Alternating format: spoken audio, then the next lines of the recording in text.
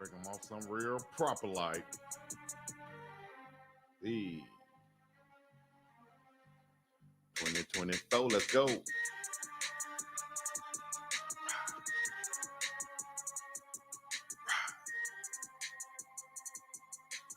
Hey, if you tune in on the Coach Prime in Colorado page, yes, that is my page. Make sure you tune in to subscribe. If you haven't shared this thing, share this thing. Let everybody know you up in here. We appreciate it.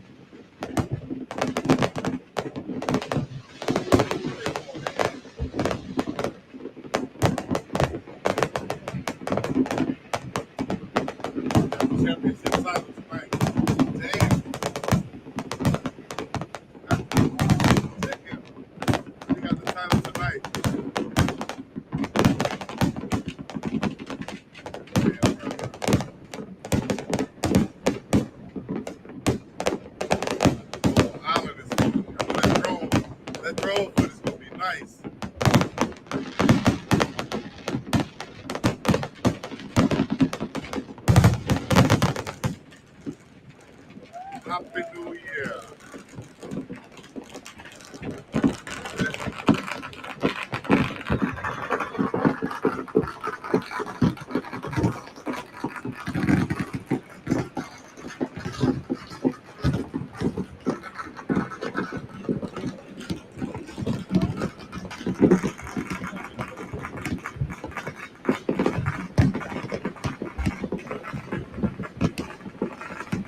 Super chat. Well, I appreciate the super chats in the comments. Get in the comments. Flood them comments right now, baby. Flood them comments right now. Let's go.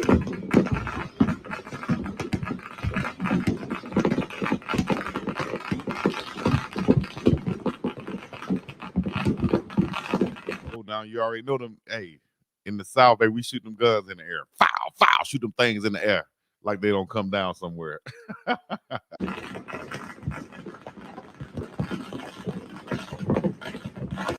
Wow, you already know what it is. BiggDoggChico back up in this thing once again. He's a grown man. Let's check out some footage from the UA All-Star game. He's the big fella. Nice hands. A lot of people ask me why I didn't put the other footage when he got bull rushed or something like that. I didn't see it until after I posted this video. And with me posting this video, no, I'm not saying he's a Hall of Famer right now, but he has the skills to pay the bills. He has the skills set at the minimum level and even higher than that to come into college and get coached by some great coaches like he will be coached by, mentored by some guys, and he has the physical tools, capabilities to learn, get coached up, and be that perennial all-star Hall of Famer, period. Look at him. Nice reach, big long arms. It's hard to get by a big fella like this of this size who has those nice sweet feet, able to extend out on you and not overextend and have his head over his toes too much and be top heavy. No, not him. He's light on his feet. He's one of those big fellas that go out there and play small forward if he's playing basketball.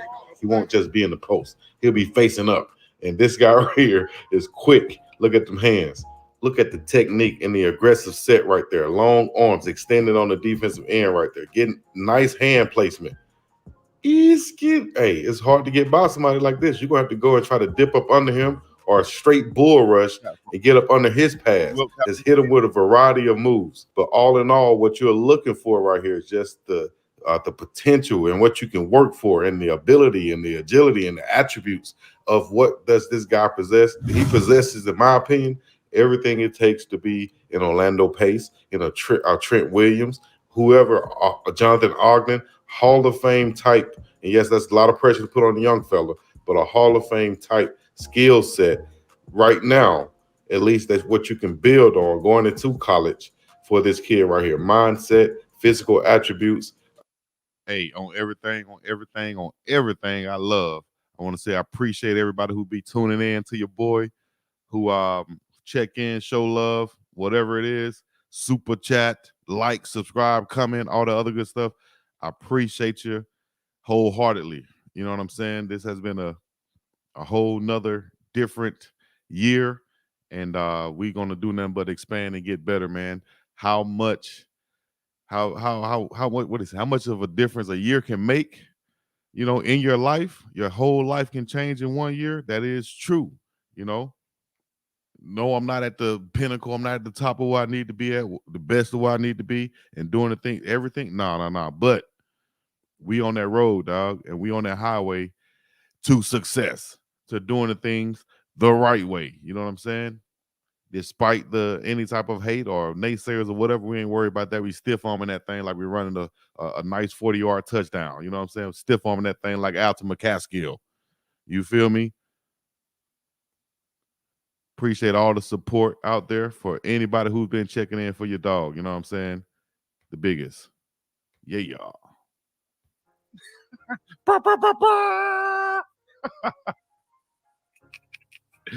Oh, man. It was Wednesday morning, right? So I actually saw him Wednesday morning. My dog didn't say Wednesday afternoon, Wednesday night. I sat there, had to think about it for a while. Nah, the paperwork came, I signed. I was thinking about it up to that point. But once the paperwork came, I signed. Hey, man, this guy here is a pro. I don't even think he's 18, 17 years old. Smart by Cam Ward. They fooling y'all. Let me see his birth certificate. Is this what they bring at IMG Academy? Did he come? He might as well be 56 if you're 26 to some of these guys. You know what I mean? Come on, man. They know about these trolls. You feel me?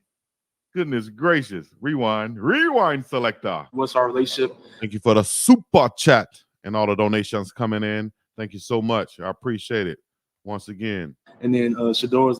So that's kind of crazy. I did something with Hayes Foss. We did like an IG live, and then he was asking me like, "What's our relationship?" And then Shador was like, "Yeah, just tell him we're not friends and stuff like that." But like, we're really close. Me, him, Bucky, if y'all know the older brother, like all of us, we're like a trio. All of us are like a trio. You feel me? Yes. So like we fit together. Definitely do fit together, dog.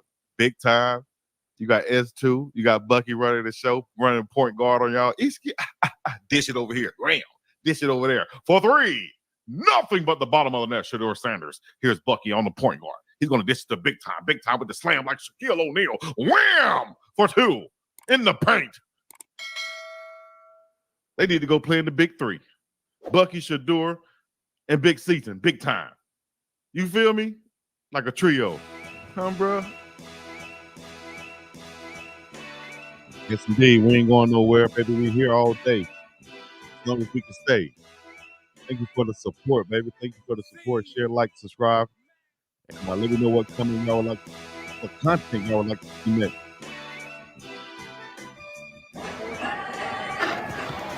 Wow, you already know what it is. BiggDoggChico, back up in this thing once again. Happy New Year. Happy New Year. We're looking back at 2023.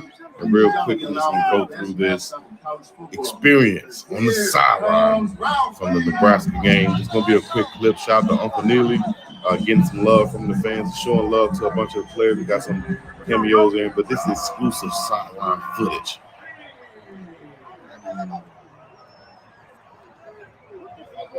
And your Colorado Buffalo.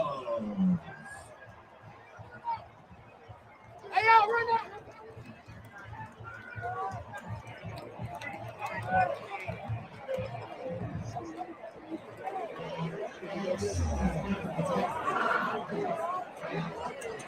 Okay.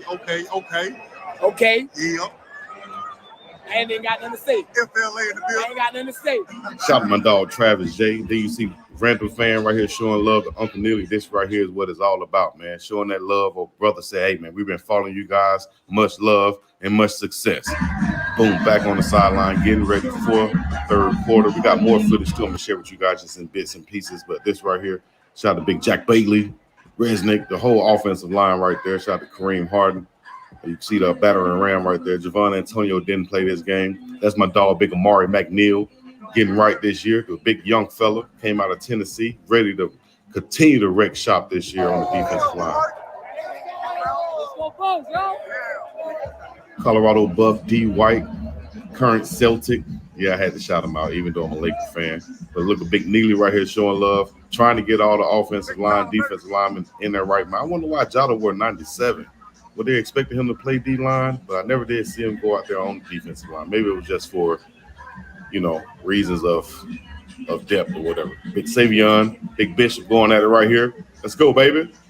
Man, I'm not going to lie. That was my first time being on the sideline of a college game, probably since I played. And, boy, I felt like lining up. I felt like putting some pads on and lining up. You feel me? I haven't done this in a long time. Felt like suiting up. I had a half a play left in me. Probably would have jumped outside. Shout out to Big Shiloh Sanders, the head hunter, CEO of the Headache Gang, 2-1 right there, up close and personal. Big Savion Washington also. All the big fellas down here getting right. Y'all tag and shout out your favorite offensive or defensive lineman from Colorado this past season. Shout out to all of them and wherever they went to. Here's Big Uncle Neely. Let's go. First half was a little sloppy that first quarter. Had some uncharacteristic penalties both sides of the ball. The defense really stepped up in that second quarter, got us back in the game. We got the ball first because we deferred. If we score on this drive, when we score on this drive, ball game over, they're going to fold.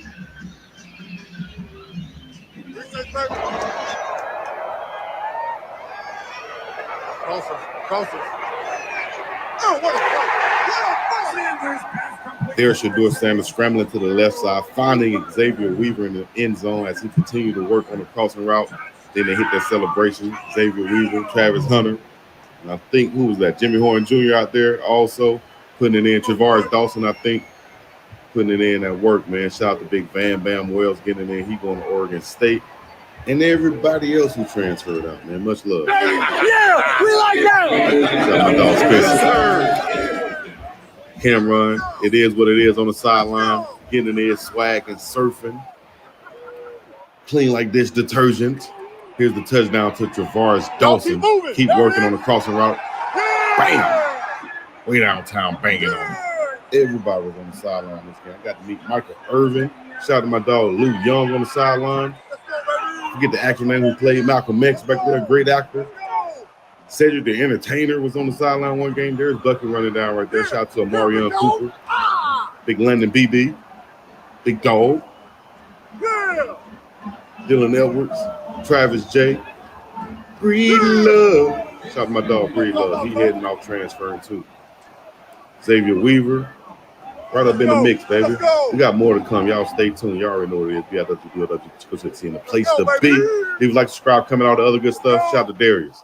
Leave a like, subscribe, coming out the other good stuff. We up and about the same. Peace in the Middle East. Yeah.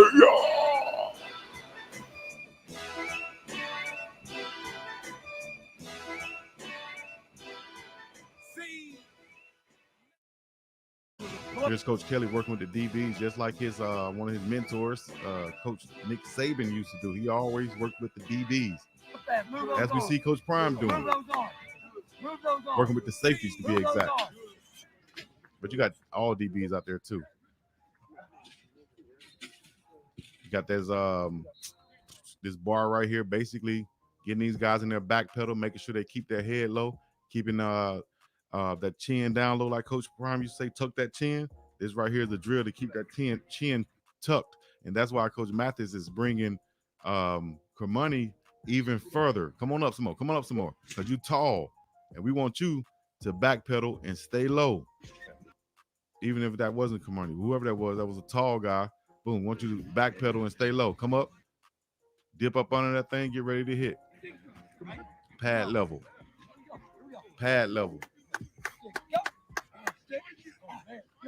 Barbecue, Cool Rich. That big toe in the ground. That big toe in the ground. It's slick. Slushy looking all right. You think you're comfortable when you do this. You got to step under yourself before you can move. Right. If I do this under my shoulder, I don't slip. Right there. Get those comments in. Any questions you guys have, I appreciate it. Let me know. We're talking about Shedeur Sanders. We got Dylan Edwards. We got Chance Main on the line. Or not on the line, but, you know, coming up next. Also, we're talking about Coach Prime and any roster moves that might be needed or that was made. Let me know. And we're going to talk about those, and we'll discuss them all. So I got a little bit of something of what I feel and the reason why one player, one of the most liked players, is not there anymore. All right, there. Good. Go. Go. Good. Oh, good. Good. Good. Good job. Go. Getting better, son. You're getting better. Look at him talking about Rod Ward. You're getting better, son. You saw Rod Ward, and Coach Kelly even mentioned it.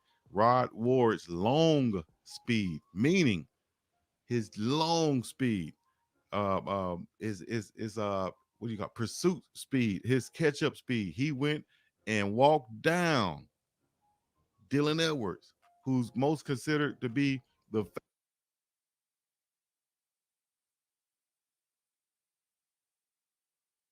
fastest guy on his team. Roderick Ward, when they called him the Warden, I call him the tackling machine. Rod tackling Ward. He went and walked down Dylan Edwards for about 50, 60 yards way down the field and saved the touchdown. And then they stopped the offense on the goal line within the 5 yards. You feel me?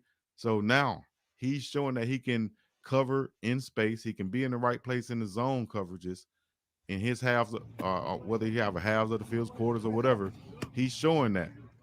And that's actually 2-3 right there. But Rod Ward is showing that. Go. Good. Right here, just work on the press. Them hands and feet, hands and feet. We see 9 back out there. Good to see 9 back out there. And he's healthy. Prime out that thing, swagged out in the boot. It's gonna be people trying to wear that. Hey man, can I get the Coach Prime boot? You know what I mean? I saw Coach Prime wearing it. All right, people already, when he was at Jackson State, they started tucking their jogging pants into their socks to try to be like Coach Prime. People started wearing this many socks on the football field because of Coach Prime. You feel me? Come on, dog. People used to wear one pair of socks. Coach Prime came out that thing. He had them a bunch of socks, looked like they was bunched up and wrinkled up. It was swag. It was how he did it. You feel what I'm saying? Everybody started doing it. Now you might see somebody out there. Hey, can I get a boot? I just need one left boot. I want one left boot. Man, what the hell you gonna do with one left boot, man? I want to be like Coach Prime. Man, you taking it too far. You're going too far now, Biggs. You're going too far, Biggs. What do you mean? I saw you take off. Oh, for sure. You gotta tuck them in. You feel me? You gotta tuck them in. You know, hey, do it. Well, I got first on everyone. But you're going too far. You try to get a boot and limp like Coach Prime. No cap. And Coach Prime talking to Big Bishop right here. He telling him, "Give me some, dog." And Bishop reached out his hand like give him a dap. No, dog, give me a hug, dog. You my dog. I love you, dog.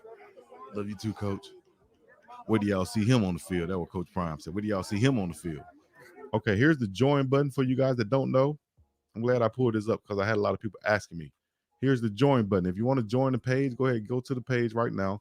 You can join it. This on desktop right here that you're looking at. You can also do it on your phone, whatever. Hit that join button, and you can become an official member right now. Not right now, but right now. That means immediately. That's before right now. That's right now. You can become a member of the page and support the page. I really appreciate it. You get access to members only videos like this and that and that and this. These two I don't even have monetization on, but I'm breaking them down right here. The film room with Coach Chico. All right. I want y'all to see that right there. Y'all can check that out.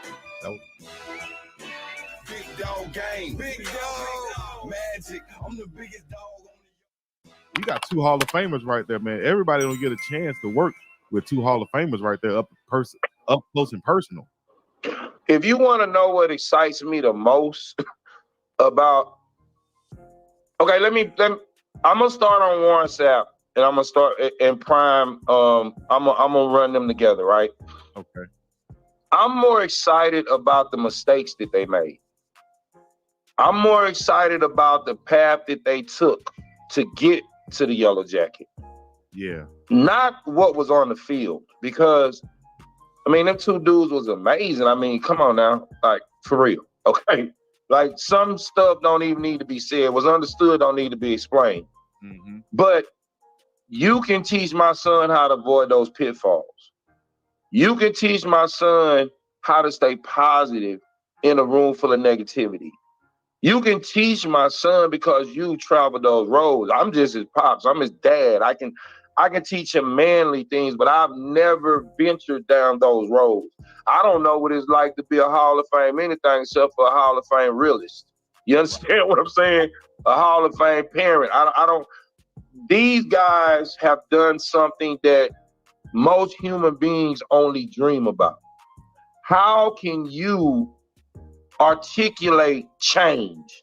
How can you articulate the need to be on time? How can you articulate the need to take everything serious yet with a grain of sand?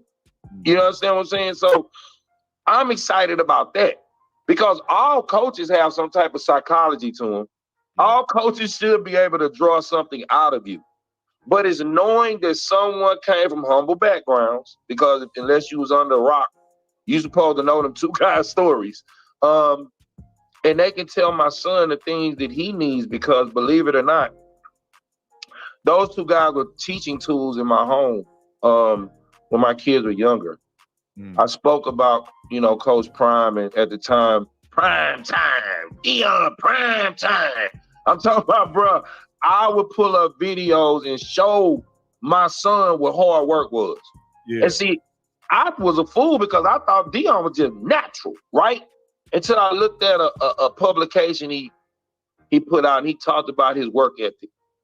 He talked about how he was one of the first players at Florida with a DVD type player, and he would watch film up into game time, bro. Yeah. Like, who does that when you're naturally gifted already? Who does that when you know that you can outrun anybody on the field? Who does that? The ones who want to take it the extra mile. Come on, bro. So that's what I need my son around. Someone who can say, hey, I don't care how talented you are, it's going to take this. You look at guys like Coach Sapp, man, Warren Sapp with the Braves, bro. He represented hard for the hood, bro. Ooh. Say, man, big body finesse, man. That was that. Say, man, that boy made being big fly, man. I'm telling you, man. And what don't cut his braids? Like I'm him. Yep. A tight end. Yep. A tight end, bro. Yep. A tight end. So you know what that's gonna teach? My quickness, feet, movement, blow by people. We ain't sitting up here sword fighting. We making it happen. We causing havoc, disruption.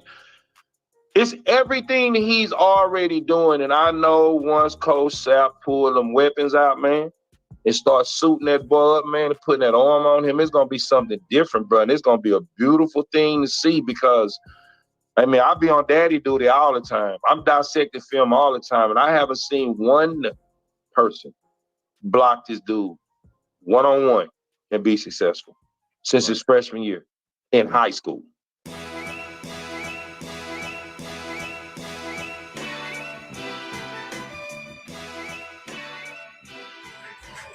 This is for the big dog. Big dog on the loose. Go hard, bite down like a saber tooth. This one ain't for all the dogs. This is for the big dog. This one ain't for all the dogs. This is for the big dog.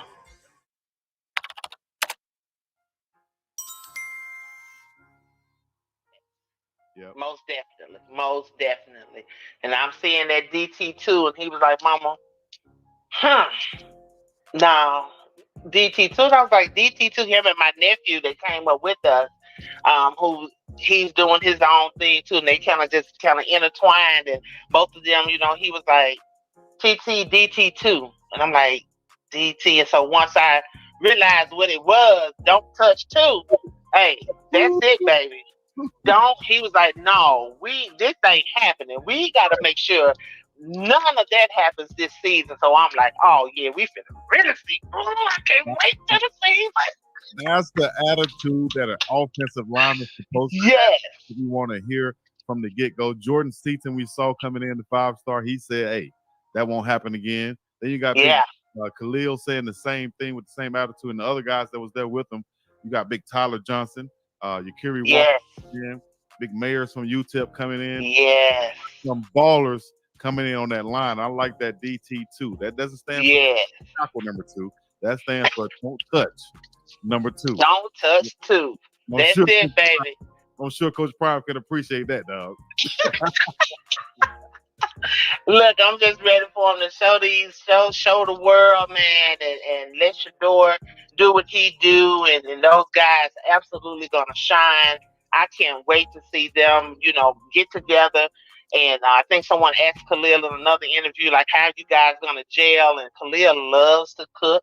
He barbecues. He's all about the team. And so, he got some other things going. He had a whole Bible study going in Indiana, and he wants to make sure, because if we got that foundation laid and everybody on the same page, and, as long as they're one, you don't have to believe, but we got to believe in this mission of DT2. We got to make sure that happens, and that, Colorado, that whole team is ready to transform and do what they need to do, so we're excited about it.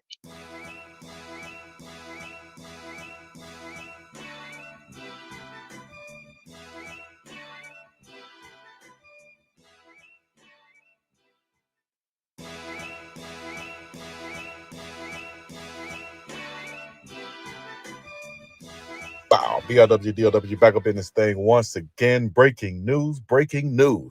The former 5-star Denver Harris is entering the transfer portal.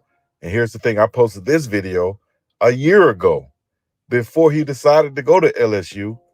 I said, what if he went with Coach Prime, teamed up with Travis Hunter, and became another 5-star that's a dog on the other side of Travis Hunter and played for Coach Prime in Colorado?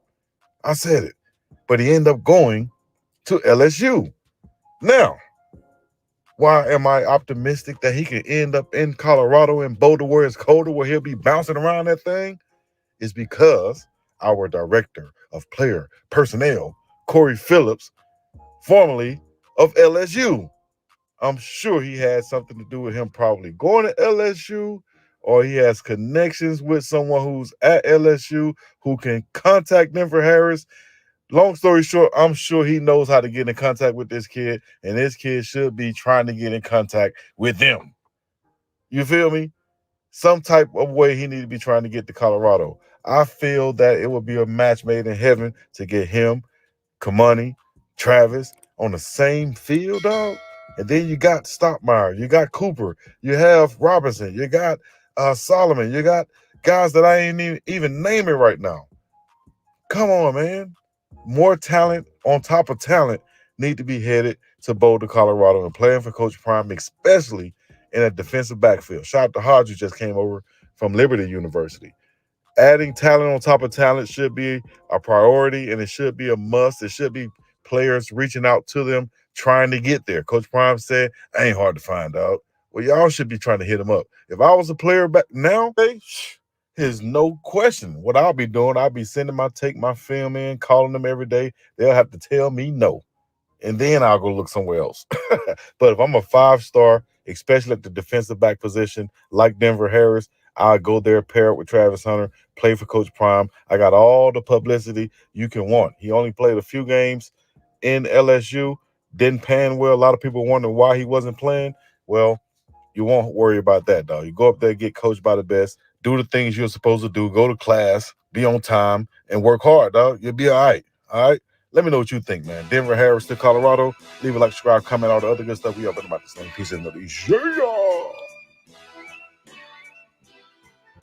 4 and 5 stars. They're going to be signing with Coach Prime in Colorado. And if you got this tandem on the outside to start with, this is big, man. 5 stars, and you're going to have more to come in to supplement that. These two guys on the outside being coached by Coach Prime would be a nightmare in the Pac-12, would be a dream for Coach Prime in Colorado. Those facilities are great for these guys. The atmosphere is great. I really think this is a no-brainer for a guy like Denver Harris, who NIL possibilities, capabilities will go through the roof. This is a match made in heaven for him. He gets to be coached by the best ever in Coach Prime. He's in a place where he can monetize his name being Denver, right near Denver, Colorado, in Boulder. Come on, man. To play for a Power 5 program, possibly in the playoffs, and playing for a national championship within the 3 years that he has left. Like I said, what more can you ask for if you're Denver Harris coming to Colorado, being coached by Coach Prime, Kevin Mathis, who's nothing to sneeze at also. The team.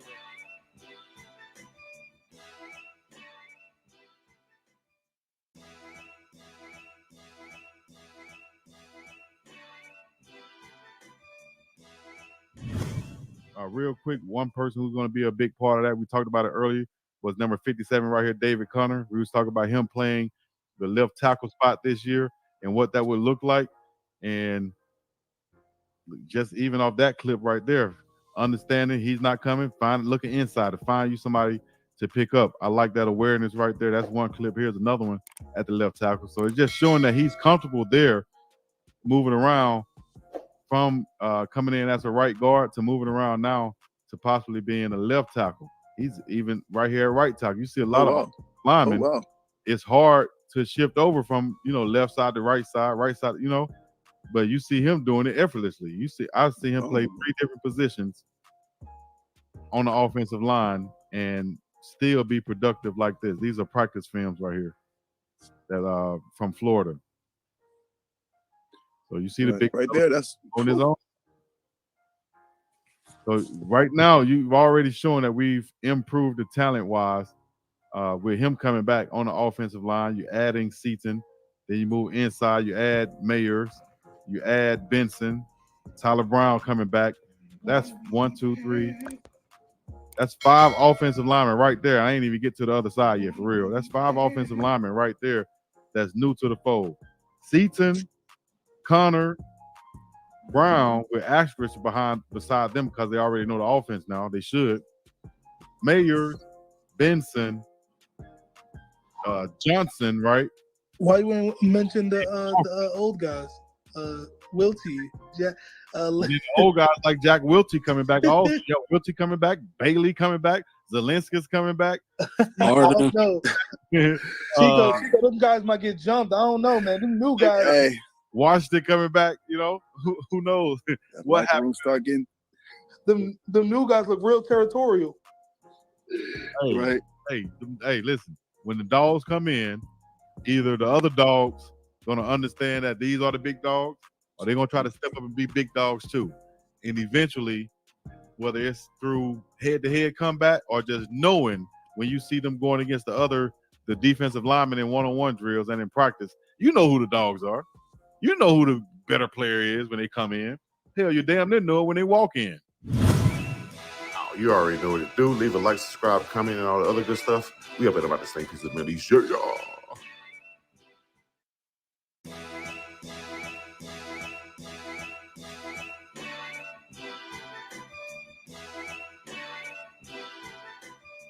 Hey, listen, if we get a boy from Purdue, oh man, that's some real cake. He gonna be. Hey man, don't sleep on old boy from Pittsburgh, man. He can play. That's Samuel. Lola who can play. He can play too. But look at the big fella right here. You don't see many big guys like this. I'll tell you from experience right now. I ain't gonna lie to you. I don't care if you're 18, 17, 16, 19, dog. If you're looking like this right here, if y'all can see this, with these big long arms, and they big, these are tree trunks. And he has nice feet, as we just saw in the clip I just showed. The guy got on the pull block and got downfield just as fast as the daggone running back. When you're a defensive end, you line up across from him, and they're going to find out in one-on-ones. I'm guaranteeing you this. I'm telling you this right now.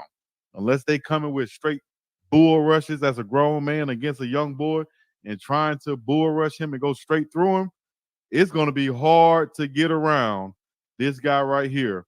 And I'd say put him in right now at left tackle let him no other position, and let him compete with David Connor or whoever else is out there. And if he's that Uber type guy, big time, like Coach Prime says, which he looks the part to me, it's going to be hard to get around this dude right here. And left tackle is going to be his natural spot.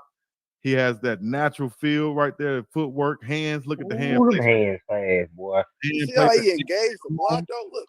And when these pads come on, that hand won't be back there. It'll be right here on these pads inside, especially with that coaching. It'll be inside. See how he's sitting down right here? Beautiful. That's what you want to see from a big, strong. Look at him sit down and just, oh my gosh. Look at him stretch out. Did you see the hand fighting though? Look at it. Watch this. And we talked about last year with Big Tank, the left tackle, how he used to have that left hand on that knee right there, but it wasn't even on the knee in my opinion, like you see the NFL players kind of have it on their thigh. His was on his knee and it was too relaxed. So and look, Chico, his arms are so long, he ain't even got a big go down, so get down too low, too low. You see it, not to be funny, but he can put his hand in dirt. He can put his hand in dirt at two stands. Right. And people used to say this by my teammate who had long arms. He could scratch his knees standing up. You know what I'm saying? I could do that too. I could do that. Man, hold up, man. So look, it's gonna be hard to hit him with a swim move or anything like that. It's gonna be hard body to get by him. You see this swim move right here, just ineffective. Look at it. That's a big fella, dog. Bruh. And he got those feet. He's coming in right now to compete. Look at that hand fighting. Look how he's throwing him in the shirts, though. That's and still kept head stayed straight. He didn't have to look at his hands or nothing. It was just a natural reaction. His technique is fight. He fake shot his hands to get the defender to shoot his early to get him to. He flashed hands. He flashed hands. He flashed his hands. Right. I ain't seen Tank flash his hands all. And you know what that is right there, fellas? You know what that is? That's a heavyweight champion right there. The ones that don't make it, that don't get into the ring, they be going to football and basketball. That's a heavyweight champion. Them hands, them quick hands, and athletic big man like that. That's a heavyweight champion right there. Straight up. Look, I ain't gonna lie.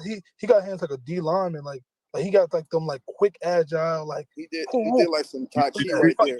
Did y'all see that first when as soon as it snapped and he had those hands moving, ready to where when the D lineman watch this. He's ready. You know what I'm saying? That's the main thing as a defensive lineman, as an edge rusher. They teach you. You got to have your hands ready at all times like a boxer. And that's a heavyweight champion. And right there, we're looking at. And listen, I think he's coming in day one at that left tackle spot, and he will be competing with whoever they put there, and it's going to be a tough competition because I can go to my dog David Connor's page, and you can see him post some stuff. I should tell him to send it to me, but you can see him post some stuff where he was at left tackle at Florida giving them boys the business. And then you'll see in the interview I did with him, I asked him, what's your favorite thing to do? Pass block, run block? And 9 out of 10 offensive linemen would say to run block. My dog David said to pass block. And I was like, oh, okay. Yeah. Hey, but I think Chico, David can get that right tackle some run. You know what's really good, right? You see right there? You see that right there? You see how he uses the player's own momentum against him? Mm-hmm. Like he doesn't fight. You see, that's what you want to see in your old lineman. You want to see the old lineman play Tai Chi on that line, because if you don't know how to absorb energy and pull it back to where it's good benefits right there. You see how he let him come in. Boom, put in. That's the signature move. It's hard for players to understand that chemistry and physics. Yeah. That's just like martial arts. You got to move like that. He is sumo wrestler. He's not right.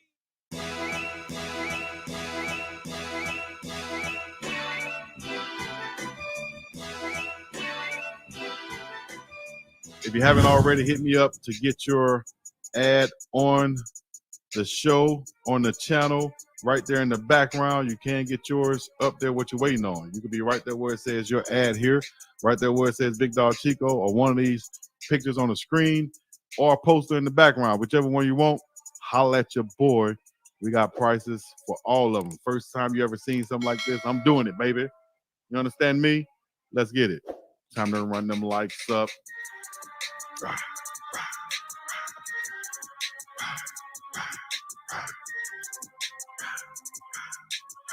Cali in the building.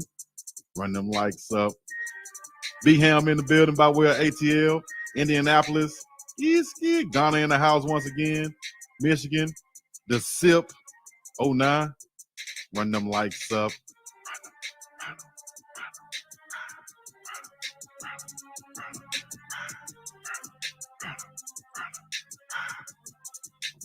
Time to run them lights up. To the channel, I see you, baby. Clark, I see you. We up and about this thing, man. Appreciate y'all tuning in. We got more to come. Y'all stay tuned. Appreciate you subscribing and smashing that notification bell. We up and about this thing. Peace in the middle of you. Show y'all.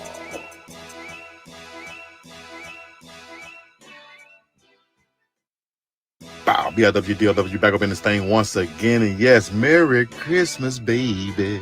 Sure you do your right. DJ Lundy, the former Florida State linebacker, is coming to Colorado, and he's going to be playing in Boulder where it's colder. Bouncing around up in that thing, baby. I told you we needed a dog linebacker in that middle. I'll say two of them, but definitely here's one of them right here with 48 tackles, 50-plus tackles in the last 3 seasons at Florida State, over 183 tackles, 1 interception, even had a rushing touchdown that put him on a Paul Hornung Award watch list this past year. This guy is an athlete out of the state of Georgia, was a 3-star prospect coming out, should be rated as like a 4-star now with the production he can bring to the Colorado Buffaloes in that middle. Sideline to sideline linebacker, can play on the other side of the ball, getting tackles for losses, sacks, interceptions, great coverage guy at the linebacker position, covering those running backs and tight ends across the middle of the field.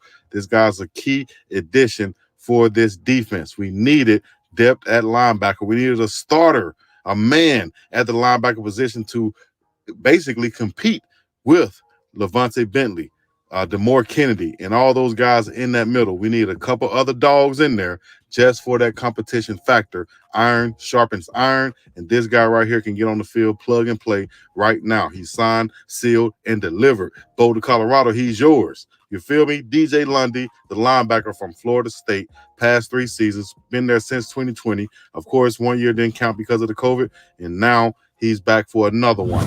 The 6'1", 244-pound Lundy played in all 13 games for the undefeated Seminoles and racked up 48 tackles, 5 for loss with 1.5 sacks, 2 pass breakups, and 1 forced fumble. He was also using a few offensive packages with 2 total touchdowns this season, a rare accomplishment as the 6th player in FBS history with at least 1 rushing touchdown, 1 receiving touchdown, and 40 tackles in a season, according to FSU.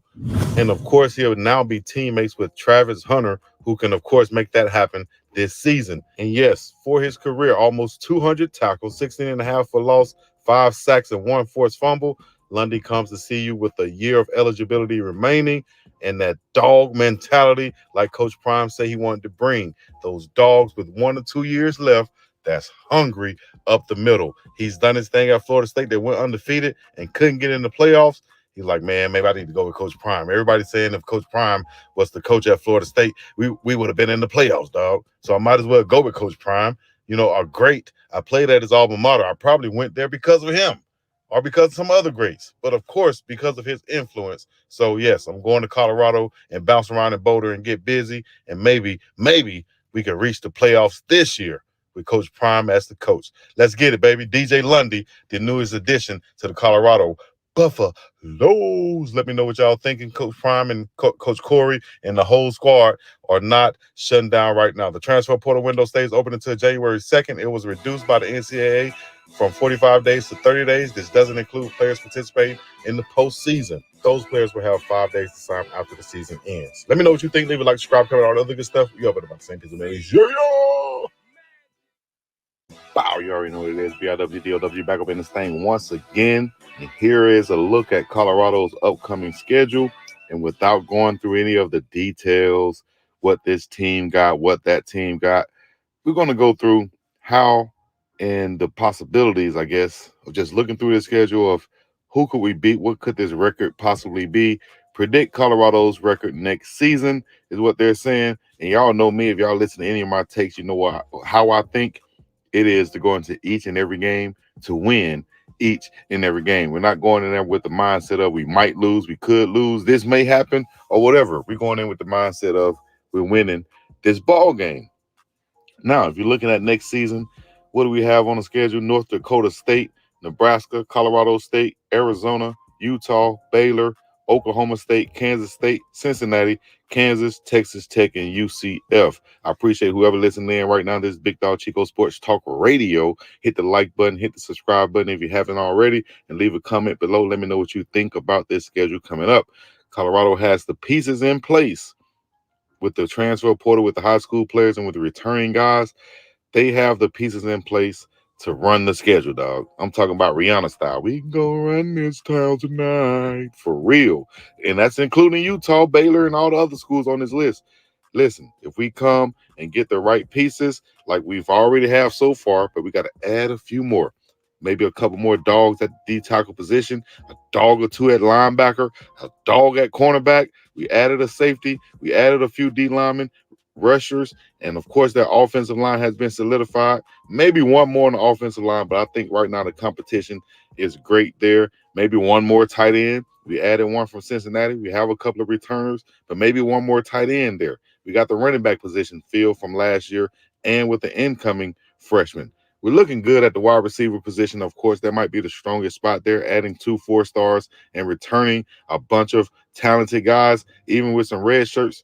Quarterback, of course, is solidified. There are not as many holes as people think on this team. And that's what Coach Prime is plugging right now to win right now. Every team on this schedule is capable of getting a win, upset win, or whatever versus Colorado. And every team on this schedule is capable of getting smashed on by Colorado. So whatever the case is, hey, we're looking forward. We're going into it with a win, looking for a win. Shout out to Nebraska, getting them a quarterback, a big-time quarterback. I don't think it'll be enough. Colorado State looking for revenge. I don't think it'll be enough. Arizona, always going to be tough. Shout out to T-Mac out there out of Waimanalo. He's going to be tough, and that squad is always going to be tough, offensive, defensive line, and they have a quarterback. Baylor, Oklahoma State, Kansas State, Cincinnati going to do their thing. Of course, Kansas, Texas Tech, and UCF, all tough ball games, but all very winnable ball games. And this is right here. This schedule right here can lead us directly to the college football playoffs with the team that we have. We have the signal caller, the trigger man with Shador Sanders back there, uber athlete with Travis Hunter, game-changing playmakers all over the field. I think we're set up to make a run straight up and down. Let me know what y'all think. Leave a like, subscribe, comment on the other good stuff. You already know what to do, man. Biggdogg Chico to the team, place to be. I'm up and about the same piece of the Damn. But all right, so I guess we get back to Colorado signing day. What do y'all think about overall signing day so far? Only 5 high school guys. What y'all think about that? Some people been making a big noise about it. We only got 5, but I read an article and Coach Prime also posted a little quote saying that they're only behind Georgia as far as quality of players brought in. Yeah. But as far as overall, yeah, they're lower half in the conference, but they're number 2 behind Georgia with the quality of players. What does that say about the recruiting and the guys that they did bring in? You also got to realize that the guys that they brought in on the transfer, not all of them are seniors. Some of those guys got extra years. There you go. We got sophomores and juniors. Well, 4, 5. I think that was seniors. Only this alignment. The funniest part about that whole thing was someone said that they did not recruit the state of Colorado. I'm gonna just leave it at that. I'm not gonna need more comp. Yeah, we already knew that. They asked Deion why he wasn't doing that. He said he wanted to set up a Georgia, Texas, Florida pipeline. I mean, because come on, man, they highest recruit was that 3-star Chancellor, Chandler, whatever his name was. Why are these reporters being so like disingenuous though? Like he said what he was gonna do in terms of like 40-40-20, and yet like they make it a big story every year when he doesn't get a lot of high school kids. What you know what I think it is? So what's it was 30. It was 30-something freshmen last year. So a lot of people took up Scallies. He couldn't really get freshmen. Next year he's gonna have more seniors to get more freshmen. Next year gonna be his freshman class. So he's gonna bring in about 20 Right. freshmen and being number one. Another freshman class. And shock everybody's socks off when he got like 5 or 6 5-stars. If you couldn't handle right now, just go to sleep till next year because it's about to get real crazy up in this piece. Because his son gonna be gone, and he gonna need that all-star freshman quarterback coming in there. And then I also think what he got an idea of is that remember how he said that he wished there was a way. He said, you know, these kids they want all this money coming out of high school. I wish there was a way that we can assess, we can know their talent before we give them that money. You know what I mean? Right. I think what he looking at it like, okay, these transfer portal kids, these are like the kid from Pittsburgh. He's a redshirt sophomore. He got 2 or 3 years left. Russell, 4 years left. What's that other kid? The twins, 3 years left. You see what they got, so you can give them their NIL or whatever they asking for, because there's a proof right there. They basically high school kids. Yep, exactly right. What's the eligibility years looking like for a lot of the O-line recruits? I know a lot of them are older. Go Buffs. Welcome back into the Denver Sports Betting Show here on Mile High Sports 98.1. Anthony Gabriel, and joining us on the show again, recurring guest, one of my favorite guests, BiggDoggChico. Chico, our CU insider. Buddy, how are you? Good to have you back on.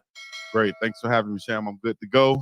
Very excited. Off season going on right now. A lot of predictions, a lot of things going this way and that way. So, you know, excitement out there. So I'm ready to talk about it. Let's get it. That's an understatement. You know, it's there is no offseason in college football anymore. I mean, these guys and the way they got to recruit is just incredible. I don't know how they do it, but you know, we're 2 days removed from signing day, and obviously the big news, we got to get right to it. The big struggle for the Buffs this year was that offensive line, and Jordan Seaton was the guy that they were going to be bringing in to help shore up that line. But now we've got some question marks. What's the latest? What are you hearing about Jordan and where he might? Is he going to be a Buff? Where do you think he eventually lands now? I'm certainly hoping that he'll be a Buff. I'm thinking that at the end of the day, the guy's taking his time. It's a tough decision. It's the most important decision of your life as a young fella. I just hope that he has people around him that's helping him make this decision. We've seen on live stream where he was kind of getting what he said in the interview recently that he was doing the recruiting, and now since those guys have now signed, he's kind of being recruited now. So he might be kind of torn into where he wants to go. Does he want to go follow friends? Does he want the friends to come with him? You know, I was kind of like in a similar situation where I was going to college. I wasn't a high recruit like him, but I was going to college and I was trying to get my friends to come join me and to go with me. So at some point you have to realize, hey man, this is my journey. I got to make the decision for myself. And the best decision for myself may not be going to where my friend is or even having my friend come with me. My journey is my journey. So I think he'll eventually come to that with some good heads around him, and he'll eventually be a Buff. And I'll welcome him in, even though he might have taken some time to make his decision. Yeah, you know, it's one of those things you mentioned. It's such a big decision. You got to remember, these guys are 18 years old. You know, I think about back to when I was 18 years old. I didn't know what I was doing. You know, I'm still trying to figure it out. So, and this is a guy that, you know, he seems like just a great kid, and he'd be a great landing spot. And you just hope, you know, like I said, it's a big decision. You take your time and you want to get it right. And that's part of, you know, when we look at signing day, you know, it's so different now because it used to be, you know, you have the table of hats and, you know, you put it on and that's where you're going to go. Now you might need to hang on to those other hats because you might end up in one of those schools next year. So that's the thing nowadays. You know, these guys can commit to a school, sign to go to a school, and then the next year be out of that school. So, you know, it's so much like free agency nowadays in pro sports that we're seeing in college football now. And I think it's just going to continue to accelerate as far as paying the players, and these players will have a lot more freedom to where they want to go and for what reason. Yeah, it's when you look at it, I think there's like with anything, there's good and bads, and it's great for the player because if a situation doesn't work out for a kid, he's got that freedom to move on and go to what might work better, whether it's going back closer to home or just getting out of a situation where you get more playing time. But it's been gasoline on the fire here in just such a short amount of time, and Deion's been he's been on it. When you look at while their high school recruiting hasn't been up to what some other schools are, the transfer portal is really what's getting all the credit because you've got established players, guys that already have been in the system, have been through college, and back-to-back years he's had the #1 transfer recruiting class. So I think he's taken a different approach, and it made some strides this year. And I think it's just we're gonna see how it plays out because this is new for everybody right now, and he's kind of, I think, ahead of the game in recruiting the portal. Yeah, I think so too. Like you said, back-to-back years at the top of the transfer portal class. And I think this year has to be noted that although we only brought in 5 guys, these are quality players that we've brought in. 3 4-star guys, and they all have like, even if we only brought in this small amount, we're still behind Georgia as far as the ratings go for the bringing in these recruits. We might be at the bottom half in the Pac-12 for overall, but as far as the quality of players go, we're #2 behind Georgia according to 247 Sports. So I think we have to take a different approach, use some different lenses, and see what Coach Prime is doing. And I think he's bringing in these portal guys to supplement the players that we already have. He feels like we're great at the skills position. We can compete with anybody at the skill position, but we have to shore up this offensive and defensive line, this front, linebackers, tight ends. We have to supplement the guys that we already have with some big-time playmakers. And I think that's what we've done on the offensive line, bringing in guys who have starting experience, who have pro grades. Coach Prime have really honed in on that and harped on that when we've had these interviews, that these guys are pro-rated players that we're bringing in. Mayers, Tyler Johnson from Houston, Benson. Also, these guys have pro grades on them who are expected to be drafted at some point coming up after they get done playing college football. Yeah, and you talked about they had the players at the skill position, but you need those big time, the big uglies, the guys up front on both sides of the ball to get to where you get that. So when I think as an outsider, as a player, you see how exciting it is and the talent that they've got, that's only gonna make, man, I can do some work here with these fellas. I'm gonna get myself in a situation where we can make some noise. So it's going to be interesting to see. Again, there's just so many moving parts in this short window of the portal. Other news we got this morning was the big news with Warren Sapp coming on board. How do you think he fits into the staff, and what is obviously we know about him as a player. What does he bring to the table? I think he brings exactly what Coach Prime is looking for: more fire from the coaching staff, more experienced guys who can speak to all the players and speak their language and relate to them in a different way. So I think you retain Coach Sal Sinceri, who has all of this experience and knowledge in his background. Then you bring in a guy like Warren Sapp, who has all the experience and knowledge on the football field. Now you merge them together, let them work together to where, these X's and O's can be merged with, this intensity and the intangible type things that Warren Sapp can bring to that defensive front. So with him and Big Phil Lodeholt, 2 former players in the NFL, in practice, going at it with their lines, competing, I think that's going to bring out the best in that offensive and defensive line for Coach Prime, and that's what he's looking for. Agree. It's a great hire to bring guys like that in. Sticking with the coaching staff, what do you think ends up happening with offensive coordinator? Because it sounds like I was surprised with the move of Sean Lewis because the offense was great. It was dynamic. Obviously he's moved on to San Diego State as the head coach out there. But when they made the move to Shermer, and I don't know if that was just, hey, we can't run the offense that we have right now with the personnel, because Shedeur was just getting beat up because they couldn't protect him. Do you think? Where do you see what direction do you see the offensive going? Do you think they stick with Shermer? Do you think there's still some moves there? Because obviously, kind of an old school offense versus what Sean Lewis was trying to run. Yeah, I think, but Sherman came in later in the season to make the play calls. But you got to realize he's not coming in with a whole different playbook. He's coming Yeah. in with the playbook that these guys have had, and now he's just picking maybe different plays or different rhythm type calling that he might have. You know what I mean? But I don't feel like that he had his full set of offensive schemes and personnel to work with. So he just tried to do the best that he can do. And I think Coach Prime saw that the offense was struggling to get started in a lot of those games, struggling for that chemistry to get going and just finding the flow. And so he wanted to go with Coach Pat Shermer. And a lot of people may be stuck on what Pat Shermer and I guess the lack of success he had in Denver and Cleveland and even with the New York Giants. But if you kind of dissect those situations, none of them where he failed or fired at, he had a established quarterback. None of those things. Eli was going out, of course, the Cleveland Browns, and then Drew Lock in Denver. But the ones in the pros where he did have a good quarterback, those guys had their best seasons with Pat Shermer. Donovan McNabb, Sam Bradford, his best season he played was with Coach Pat Shermer. So I think that's what Coach Prime is seeing. The scheme, the offensive mind that Pat Shermer is, and the connection and the relationship that he has with Shedeur Sanders.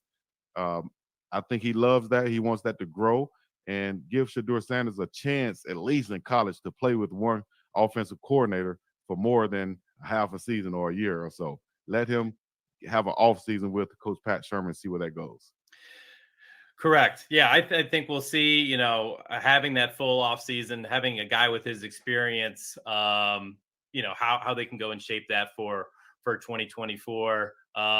Again, we'll start the countdown clock. We're a little over 8 months away before they kick it off on August 31st.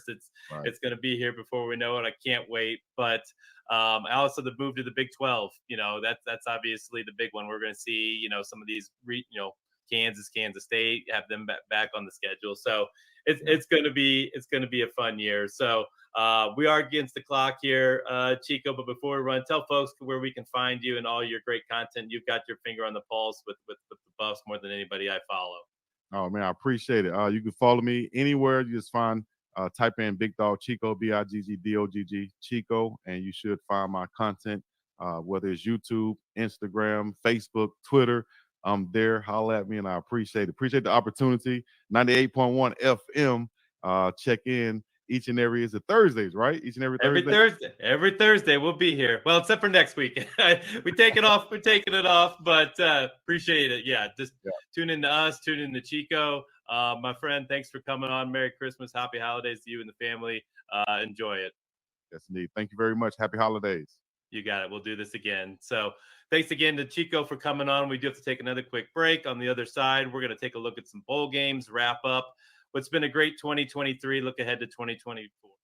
Wow, you already know what it is. BiggDoggChico back up in the thing once again. And people keep, hey, what's the update? What's the update? We still waiting on Jordan. What's the deal? If he don't come, we don't want him. If he's not here now, we don't want him. Well, there's the big fella in that thing like Suge Knight. Deion looking like Tupac. Easy. Death Row is back, baby.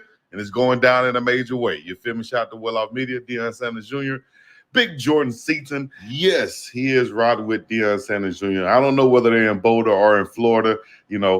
Hey, speculations, whatever. I'm sure somebody out there in the comments been following everything hard and they know everything. So let us know in the comments what you think. Are they chilling, riding around in Florida, down in Miami? I think I saw Shedeur just post he was down there. Or are they back in Boulder where it's colder? Who knows? But either way it go, they're together. The big fella look like he's in hand and in sight, and it's going down. I told you he'd be coming around the mountain when he comes. You feel me? Let me know what y'all think right now, though, man. This is hilarious. What a saga that's been played out. Jordan Seaton, Deion Sanders Jr., Shedeur Sanders, Colorado. Is he officially a Buff yet? Did he sign and everybody just speculating, don't know what's going on? That man could have signed Wednesday and never said anything. He could have signed Thursday and never said anything. He could be signing right now, and y'all will find out when you find out. So hold your horses. Don't get your stuff in a bunch. You feel me? Stop trying to down on young man. Oh, we don't want him now. We're part of Buff Nation for real. We don't want him. Come on now. Come on, man. Now the offensive line looking solidified. Shout out to David Connor. Shouts out to Tyler Brown, Tyler Johnson, Big Benson, Big Mayers, Big Jakiri Walker. Hey, man, we got some guys on that line. And I got some information that Jordan Seaton will be battling it out with the big fella on that line that we didn't expect to. So it's going to be a lot of competition at that left tackle. At that center position, I'm going to project Tyler Brown and Walker to be battling there. Tyler Johnson and Mayers and Benson to be battling for the interior O-line spot, left guard, and then right tackle. Who's going to play there? Who's going to be plugged and play at that right tackle position? A lot of questions to be answered on that offensive line, but I think we have the guys in place to answer those questions. A bunch of former starters, guys with pro grades, big run blockers, pass blockers, guys who only given up 1 sack throughout the whole year last year, like Benson. Hey, man, I'm confident in that O-line. I think Shedeur Sanders will be upright a lot more than he will be on his backside this year. So the guys are together. The boys are back in town. Yeah. Shouts out to the director of player personnel, Corey Phillips, and the director of recruiting, Big D Box. The whole recruiting and personnel staff has done a great job, and it looks like they have reeled in the biggest fish in the ocean, or should I say the whale, because Big Jordan Seaton is there. Will he wear number 77? Y'all let me know in the comments. Will he be starting at left tackle if he had to compete with somebody? Y'all let me know in the comments. What's the projection for this year? What's your prediction for their records? Will they go to a bowl game this year? What about the college football playoffs? I know a lot of people saying no. They just got to worry about winning 6 games. Well, I think the ceiling is off, and the sky is the limit. If you know that you can just keep on blessing on. You know what to do. Leave a like, subscribe, come out, other good stuff. We open about the same people in the yeah. Wow, BiggDoggChico back up in this thing once again, and this is a quick update just from me to you. Jordan Seaton and Shedeur Sanders apparently are calling Bucky, a.k.a. Osakin, a.k.a. Deion Jr., and it was posted on a well-off media page on Instagram. And this right here, as he's showing this, as he's uploading the video, then you're getting a FaceTime call from Jordan Seaton and Shedeur. What is that call about? Let me know what y'all thinking in the comments right now. Do you think this is something that, hey, they're on the same page now? And maybe we need to call Bucky and see what we need to do to announce this. How can we do this? You know, I think the young kid just needed some time to get his mind right and then go from there. No problem, no worries. Just hold it down and we'll see what happens from here. But I think it's all locked in now with Shedeur Sanders, Jordan Seaton, and Colorado. The big fella looked like he shall be coming around the mountain when he comes. And I think he'll be there ASAPer. I told you guys in my live that I think he'll sign with Colorado sometime before Friday or maybe on Friday, last day of this early signing day to sign this window. I think he's going to go ahead and make that decision and say, hey, big dog, I'm ready. I told you guys on national TV, I told everybody on national TV that Shedeur Sanders won't have to worry about all those things that he had to worry about last year, getting hit around, bounced around, punched, and hit like a punching bag and so on. None of that, dog. Not with the big Jordan Seaton on the backside, blind side, blocking for him. All right, the big kid got to come in, get stronger, get in that weight room ASAP, be an early enrollee, and go from there. I think Coach Mo going to get him right in that weight room. These young offensive linemen have to get in the weight room and get stronger, especially during that first year, and it's important for them to come in early like he's doing apparently, and that's going to be a benefit to him when the season starts as a freshman to play immediately. That's what they want him to come in and do, not wait. We don't want you to come in and sit on the bench and then block for somebody else. We want you to come in, get right now, get ready for the spring, go through the summer, and be ready for the fall to block for Shedeur Sanders, to be that starting left tackle, along with some other experienced offensive linemen, from Tyler Brown to Tyler Johnson to Mayers to Benson to you got Connor coming back. Oh, man, you got some guys on that line who can really play. Shouts out to Jakiri Walker also. Players coming in, former starters, and now you pair him with the 5-star like Seaton, protecting Shedeur Sanders. The offense, the ceiling is off now. The sky is the limit. These guys can soar as far as they want to go with a quarterback like Shedeur Sanders and a dedicated running game, and a guy like a big back like Alton McCaskill coming. Whew, it's going down in a major way. Y'all let me know what y'all think about this. Jordan Seaton and Shedeur Sanders apparently calling Bucky of Well-Off Media, Osakin, a.k.a. Deion Sanders Jr. If it's real, it's real. If it's not, who knows? But we'll see real soon. Final day coming up tomorrow to sign for the early signing period for these guys. It's going down. Let me know what y'all think. Leave a like, subscribe, comment, all the other good stuff. We have about the same percent of these. Yeah.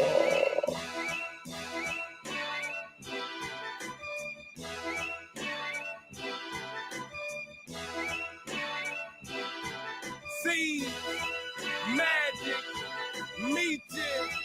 I'm P, nigga. We do it big. First step to make Listen, you're in a privileged position to learn a thing or two. Here's another big fella. Khalil Benson, offensive line transfer out of Indiana, South Haven, Mississippi.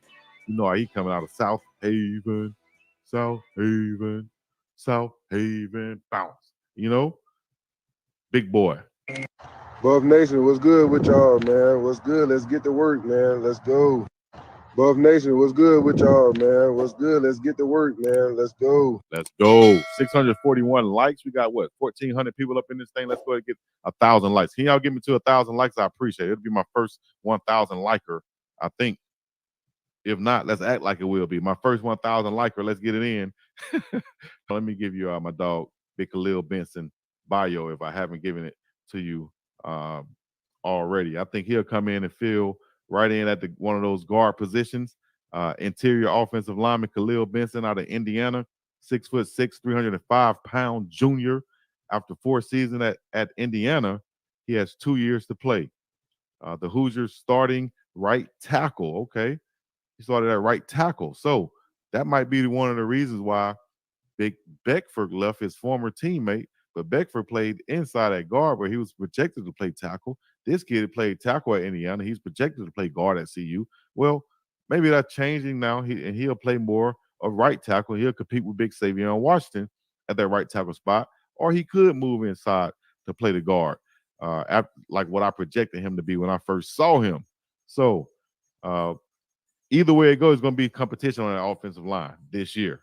A lot more than what it was last year. The Hoosiers starting right tackle for all 12 games this season. Benson allowed just 1 sack. We'll take that. He played in 12 games in 2022 with 5 starts at guard. See, I could tell it. See what I'm saying? I could tell a player just by looking at him, dog. But he played all 12 games in 2022 with 5 starts at guard. After missing the 2020 season with a knee injury, he redshirted in 2021. I just think, just by looking at him, I think he fits right in as a guard. 6'6", 305. I think he can move. He can move. He has the ability to play tackle. So that's just he has that pass blocking ability already on that island. You put him inside at guard, he should be Buff Nation he should be exceptional. All right. I haven't checked out the chat for a minute. Let me check out the chat. 1,500 people up in this thing. Atlanta checking in. Hopefully Aaron Butler come and play. Peace, Lord. Let's get it with the like button for Big Dog Chico. We appreciate what you do. Jasmine Carpenter, I appreciate you. Thank you very much. Oh, now we checking in, baby. Let's get them 1,000 to the 1,000. We at 745 right now. Let's get it in, baby. 745 likes. Easy. Yeah, we just got the big center. Yakiri Walker just signed also. We're going to get to him.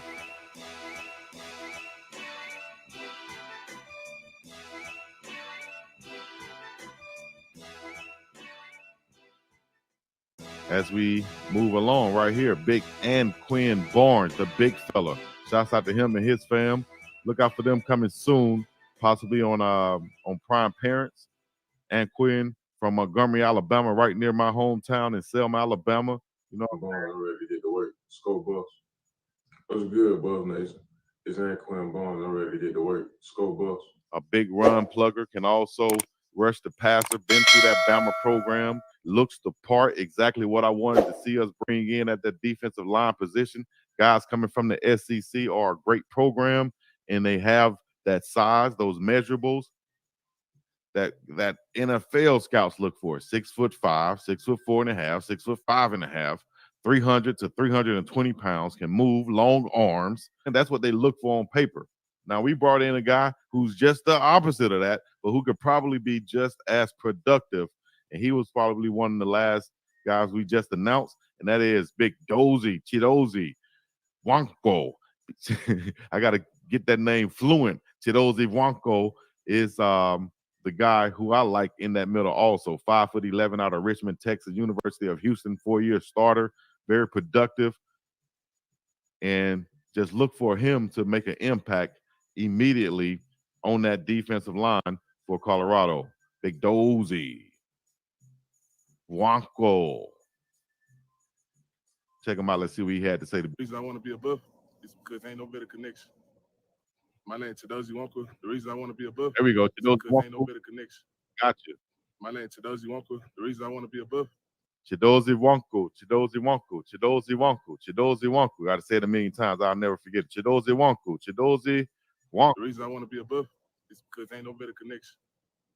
My name is Chidozie Wanko. The reason I want to be Chidozie Wanko. We'll get it right. Shout out to everybody else checking in. We got 1,000 people up in here. 1,000 people up in this thing, man. 1,000. Hit the like button if you haven't already. Hit the like button. It's free. Appreciate all the super chats coming in and everything else. Once again, B. Wilk, long-time buff. It's expensive out here in Hawaii. Out there in Hawaii. Yes, it is. It's expensive out there in Hawaii. Out here in Hawaii, should I say. It's now raining, overcast. But, hey, we out here in the middle of the ocean putting it in. 1,000 people in the chat. 1 time for your mind, 2 times for your brain. We appreciate everything. It's Santa Claus Day. Get you a Santa Claus CU hat. I need to have the link and put it in the chat. Let y'all know to get you one. You know what I mean? Also, shout out to Glass House. What you need to be asking about, Glass House Denver. Hit them up. Glass House Denver. Get you some frames. You feel me? Appreciate them for checking in. Yo. So that's Big Chidozie right there. Wanko. 5'11". So you got a mixture of defensive linemen that I think can work well together with Barnes and Wanko working together. Chidozie is a hard to block defensive lineman that's tough. I'll show you on his Instagram where this guy is lifting the house. You feel me? Let me go to his page right quick. He's lifting the house. A workout warrior and really translates on the football field. Let me see if this one right here. Hey, and he's Omega. I'm not Omega, but my dog's is, so I can say, hey. All right, Chico. But yeah, this guy here can get in the backfield, make plays. Imagine him with Barnes. Imagine him with Amari McNeil. Shout out to Big Shane Cokes. And then we got a couple of other ones. Wiggins on the outside too. I like this big fella right here. Low to the ground, tough to bring down, tough to move. Can you imagine moving a stump? You feel me? Imagine moving a stump. Let me show you these workouts, though, why I call them a stump. He's scared. About to set it off up in this thing. Boy, it's stacked. Where's that workout I saw, Big Dog? I saw him doing like the hip thrust, the hip thrust workout, and it was crazy. Did like 400 pounds. Just go to anyone. He got workouts on here. Warm up. Not doing no jumping jacks though. He was doing some other stuff with the weights. But anyways, if I can't find it right now, it's all good. But the big fella here is a monster. Look at him. No, one of those no body fat type guys. He a defensive lineman, but he's not fat. You feel me? He's not fat. He's not one of those. Exit that out of your mind. 5'11", 295 pounds. Monster.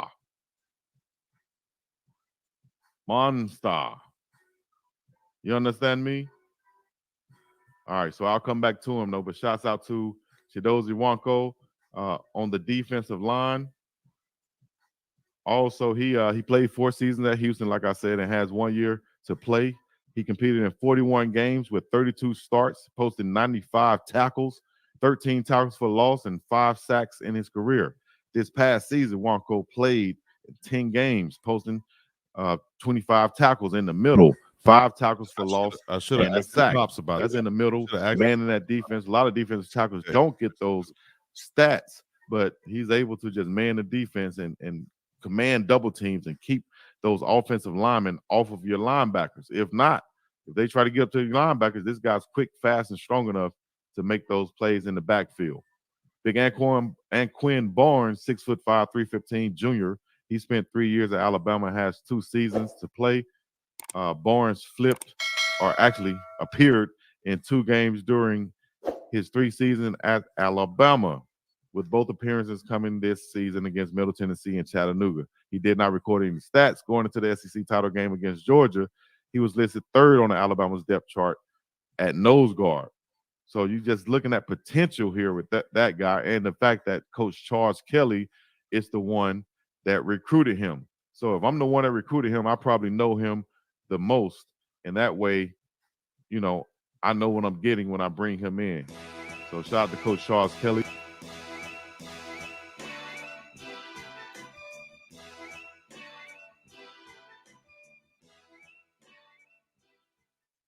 Let's start off on the foundation here. Hey, for both of you guys, what grade would you all give Coach Prime at the end of the season? Coach Hayes, you can go first. What are you grading, though? What are you grading? His performance, how well of a job he did as a coach. All right, Coach Hayes, go ahead. I strictly give him a C. Would you like me to elaborate why? Of course. I simply give him a C simply because, one, how I look at it is when you comes to the head coach, a lot of things fall on you. That doesn't mean you made all of the decisions. But one of the biggest mistakes I thought he made was not stepping in and forcing your OC to run the football. I thought that was something that they could do, may not be all that well, but you definitely could have done it more than 7, 8, 9, 10, maybe even 11 times a game. And so that is one of the things. Did they have an uphill battle? Most definitely. Did they have to gut the thing? Most definitely. And they fell kind of really a little bit shorter than I thought. I said 6-6, right? Which I thought, so if they get 6-6, they should make a statue. However, they went 4-8. But I give him that. Also in the Stanford game, I think his biggest thing where he should have intervened a little bit more, in the sense of being the head coach. When you're the head coach, you have veto power, right? Yeah, you want your coaches to coach, but at the end of the day, your name is on the marquee. And so if your name is on the marquee, all bucks stop with you. So that's why I give him a C overall. I don't think he did a bad job, but I don't think he did a great job. And I thought he left some meat on the bone when it came to the Colorado Buffaloes in the way in which they could have handled the season overall. And I'm talking about on the field, that is, on the gridiron. Okay. Well, let me just make sure I understand. I'm clear on this. When I ask you to grade him, I'm looking at his job in totality. You know what I'm saying? That's building the program and also on the field coaching. Now, do you want to modify your grade any on that? If you want to say building the program, I'll add a plus to it. If you want, I don't look at the marketability piece as, I don't give it as much value because it is at the end of the day. When I'm talking about wins, losses, football. We already know that dollars and cents gonna come flying through the door left and right. But so far as on the field, when I'm looking at on the field, that's what I'm grading. So if you want to add a plus to it from the marketability, then so be it. But so far as Coach Prime as a football coach, I say C. Bet. Big Dog, go ahead. Oh, no. Well, I'm glad you specified the question and clarified it to let everybody know that we're doing the whole totality of it, so that it includes the business of it. You can't look over the business impact that he's brought to the economic impact he's brought to the city. So what's your grade? Hold on, Big Dog. Hold on, Big Dog. Big Dog, whoa. What's your grade? Then you can give me the rest. Okay, my grade is. Hey, boy, you crazy. My grade is I'll give a B minus. And the reason why is because I got to factor in the business wise and everything he's brought around the city. And that also the money that he's bringing in contributes to what he can do now as far as recruiting and bringing in better players to increase those win values, those win totals. It doesn't happen by any stretch of the imagination for any coach to come in and make a huge, significant change in the first year as far as wins. Go back and look at all the great coaches and what they did at their first years. Now, you factor in all this money he's brought in and attention he's brought in, and now these recruits that he's brought in, you got to up that grade to at least a B. So that's why I would say just coaching-wise, probably a C, because of everybody he brought in was his decision. And now some of those people are leaving up out of there. I'm sure ideally he would have wanted to bring in people and they stay and have a cohesive unit for a while. But like I said, a C on the football side, add in the business side, probably you just get an A for the business, so that'll bring the grade up to at least a B minus overall for the season. So now you have room to improve for Coach Prime and the staff. Woo, great job on both of you guys. Y'all should stand up and give them a bow. I think the chat and everybody that's listening to you, they greatly appreciate the response that you all just gave.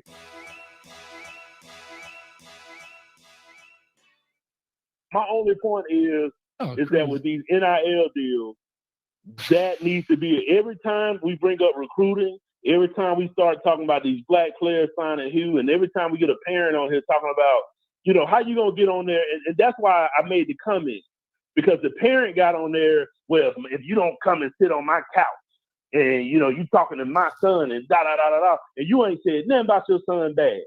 Those are the type of parents that end up having their kids jacked up, because you're gonna tell your kids that Deion Sanders has to come all the way from Boulder to go come, and you saying that to your son. If Deion Sanders don't come here, you ain't going to Boulder. Now, what is that telling your son? That's giving him a false expectation of who he is as a player. Like, yeah, you might have been this shit in high school, but going to this level right here, you ain't all that no more. The speed of the game just changed on you. You're right. Just that quick. You're right. So you're not about to be. I'm not about to hype my son up like you all that. If they want you to fly out there, you're gonna put on a goddamn suit, and you're gonna go out there and you're gonna make this family look good. So that and the comment about the gold jacket ain't got nothing to do with nobody worse than Deion. It has something to do with that bag. That gold jacket bring a bag. And the deals, all of that is public knowledge. Go look at the NIL deals that Colorado doing and compare that to any team, and that's with their losing record. So if the phone rings for my son talking about Boulder, Colorado, the one thing I'm thinking about is that my son has a very limited number of years to play football. I want him to get this bag.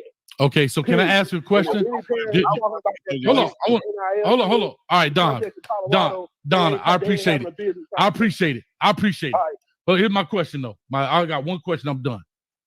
If it's always about the bag, then why are all the top players not flying to Colorado? Why is Jeremiah Smith going to Ohio State? Why is Jordan Love? No, hear me out. No, Chico, I'm asking Don. I'm asking a question to Don. Why are all of the Jordan Seaton won? But if that's the case, why are all of the out of the top 100? Why are the 20%? Let's just say if you're taking 10 kids, let's say you take 10 kids, and if it was about the bag, he can't get 10 out of the top 100. So my point is, I'm asking you. Hold on. I'm answering your question. Okay. That is the problem. For far too many parents, specifically black parents, the conversation ain't about the bag. It's about sitting on my couch and making me feel good and showing my ghetto ass neighborhood that Deion's pulled up in my house. That's ego. Okay. You jacked up as a parent for that. And you're a child out here in the world jacked up as a parent for that. Okay, you're right. So what I'm saying is that is the problem. Okay. We ain't having a conversation about these NIL deals. All right. Okay. Every parent, that needs to be on the top of every parent's list when they talking about what school my child going to, not sitting on a damn couch. All right, dog. I appreciate it, man. Go ahead, Chico. Yeah, come on. All right, appreciate it. I'm gonna say this with all that being said. With all of these kids, come on, man. Either you gonna let me talk or you gonna talk. What you gonna do? Which one? I'm good with either one. All right, what you said go ahead, and then you start talking. All right, all right, I'll talk then. So with all that being said, I said yes, because I can answer yes or no. For you, well, first of all, what you got to do is you got to remember, just because the head of lettuce is on the front row doesn't mean the one on the back row is the better head of lettuce. See, the one on the back row might be the better head of lettuce because you get the better head of lettuce. So when you make your salad go crunch, so it's not always the lettuce that's on the front row that's always the best one. All right, you just said absolutely nothing, but based off the tech sounds just like companies in the world right now, so that ain't no ghetto and that ain't no dummy. So shout out to you, Don. You making $20 million? Like, just take the $20 million NIL deal. Backed up because you're gonna tell your kids that Deion Sanders has to come all the way from Boulder to go come, and you saying that to your son. If Deion Sanders don't come here, you ain't going to Boulder. Now, what is that telling your son? That's giving him a false expectation of who he is as a player. Like, yeah, you might have been this shit in high school, but going to this level right here, you ain't all that no more. The speed of the game just changed on you. You're right. Hey guys, what's good? What's good? What's good? It is your girl Tab from Texas. First off, I just want to give big shout outs to BiggDoggChico. Thank you so much for giving us a platform. Thank you for giving us a platform to speak our minds, whether it's with you, whether it's against you. You just let us speak our minds. And so my first shout out just definitely goes to you. I've been watching your platform for at least about a year now. I think you used to cover Jackson State. I used to cover Jackson State, and I'm a big Deion Sanders supporter. I've been a supporter of Deion. My first football game was 1995 with my dad. Big Deion Sanders supporter. Woke me up and asked me to watch the game with him, and I've been watching football since. And so just for you giving us a platform, I just thank you. Coach Prime, thank you. I call my dad. My dad is floored. My dad is a big supporter of yours. He was just completely floored and could not believe it. And so I just want to say thank you so much. Yesterday, I wanted to get on and do this, but I didn't know if they knew it was me because I did a call in, and that was something I've never done. I always be having stuff to say, but I'm just like, when you know what you know that you ain't got to tell nobody nothing. You just know. But that particular night, I was just pushed. It was like something in my spirit. And I like to say it was God just like called. And I was just like, what am I going to say? And God was just like, call, because I got so much to say. And so God was like, just call. And I was like, okay. And when I called, bam, like, man, God is good. And I just want to say thank you so much. Just for the opportunity and to post it, like, oh my God. I was just like, man, how would they know it's me? Because again, it was a call in. It wasn't like my social media was up there or anything like that.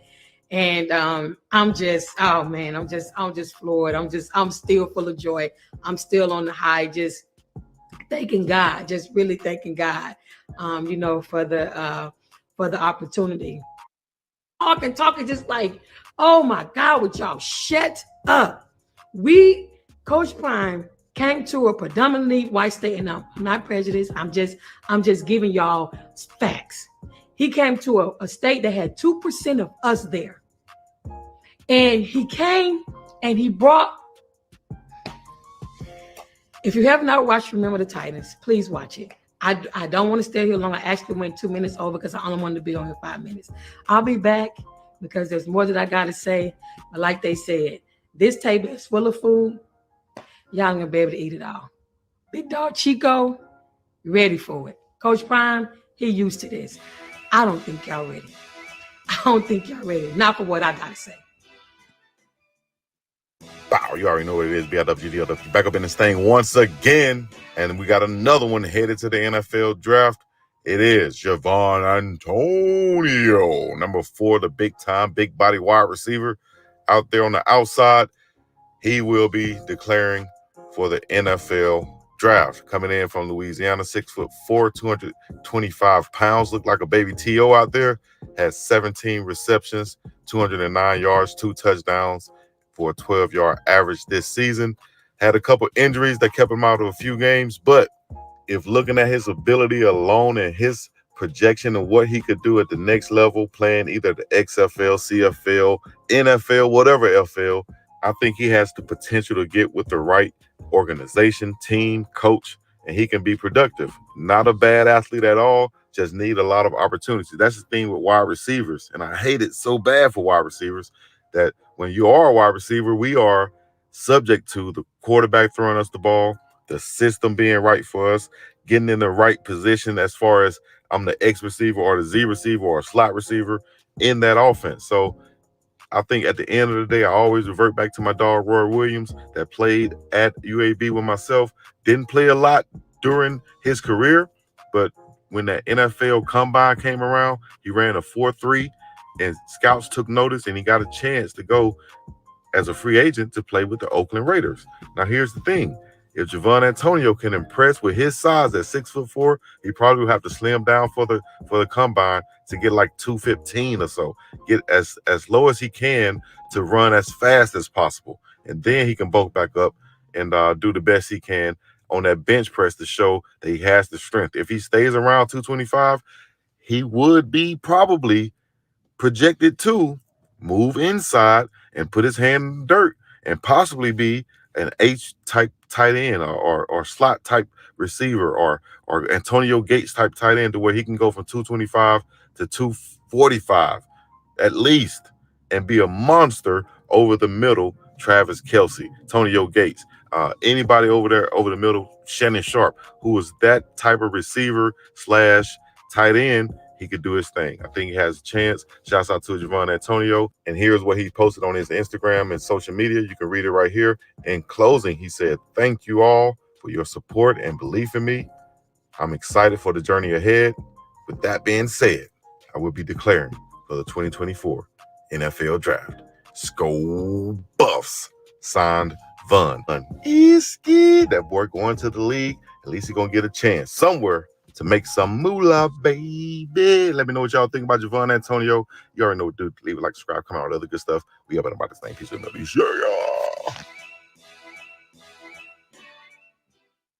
Who's out here fishing today? Yeah, Travis think he having all the fun. I am having all the fun. Yeah. I caught me about 10 already. Yeah, he said he got 10 already. I just got here. Hey, what's up? What's up? Bassy Prime is back, baby. Yeah.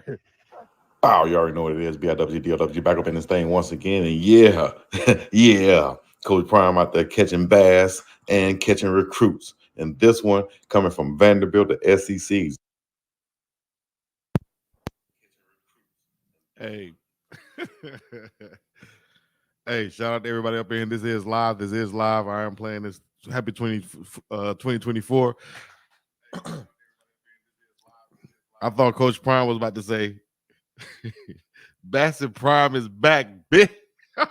Vanderbilt to SEC, exactly like I told you. While Coach Prime is on one of Lake Prime SEC, exactly like I told troops. And this, yeah. Oh, you already know what it is. BIW. Prime is back, baby. Yeah. Oh, you already know what it is. BIW back up in this thing once again. And yeah, yeah. Coach Prime out there catching bass and catching recruits. And this one coming from Vanderbilt to SEC. Hold on. I think he was about to say it now. I know. Did y'all hear that? Bassett Prime is back, baby. Oh, man. I think it almost came out of Coach Prime right there. What's good, everybody? Days to come up in this thing. We got the man above up in here. Tamara McCaskill, Renee Owens. Who else up here? Cape Hud. Coach Kev Live. Oh, nah. Portia Set Tripping. Shirley Kimball. And everybody else up in here live and direct. Back like vertebrae. You already know what it is. 2024 live. Chico to the sea and the place to be. Happy New Year. Seize the day. Everybody else, Happy New Year, man. Y'all make sure y'all get in the chat right now. I want to say thank you to everybody out there who's listening in, who's been listening in, doing their thing, and supporting your boy, because it's all about that good old fashioned support. They say it takes a village to raise a child. Well, that goes into business, products, brands, whatever it is you're doing. It takes a village. It takes supporters. It takes help. It takes people. It takes others than just yourself to build what you're trying to build, no matter what it is, dog. You're not going to be able to do it on your own. So like Lil Wayne used to always say, I'm nothing without you. You know, I'm nothing without you guys. You know, I'm nothing without you. So I appreciate you putting in your cities and your states and your chats in the chat right now. Let me know where you're checking in from and all the other good stuff, man. BiggDoggChico in the place to be.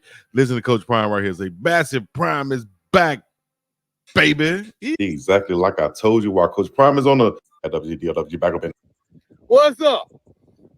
Bassy Prime is back, baby. What's up? Bassy Prime is back, baby.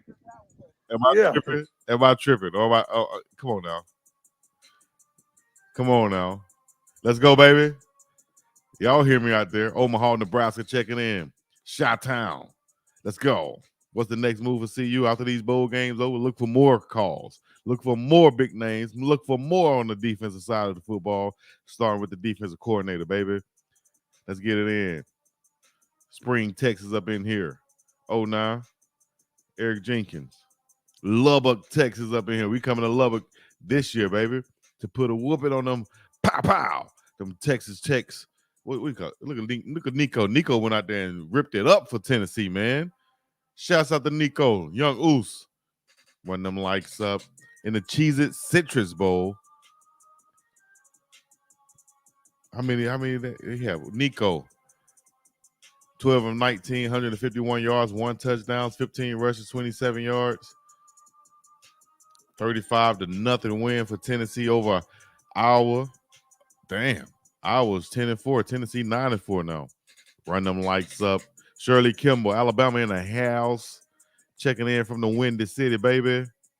You know how we do it. Let's get it in. And run them lights up. I'm from Lubbock, Texas, the man above said, but I'm riding with Prime and those Buffs, baby. That's what I'm talking about. Donna Gill, Happy New Year.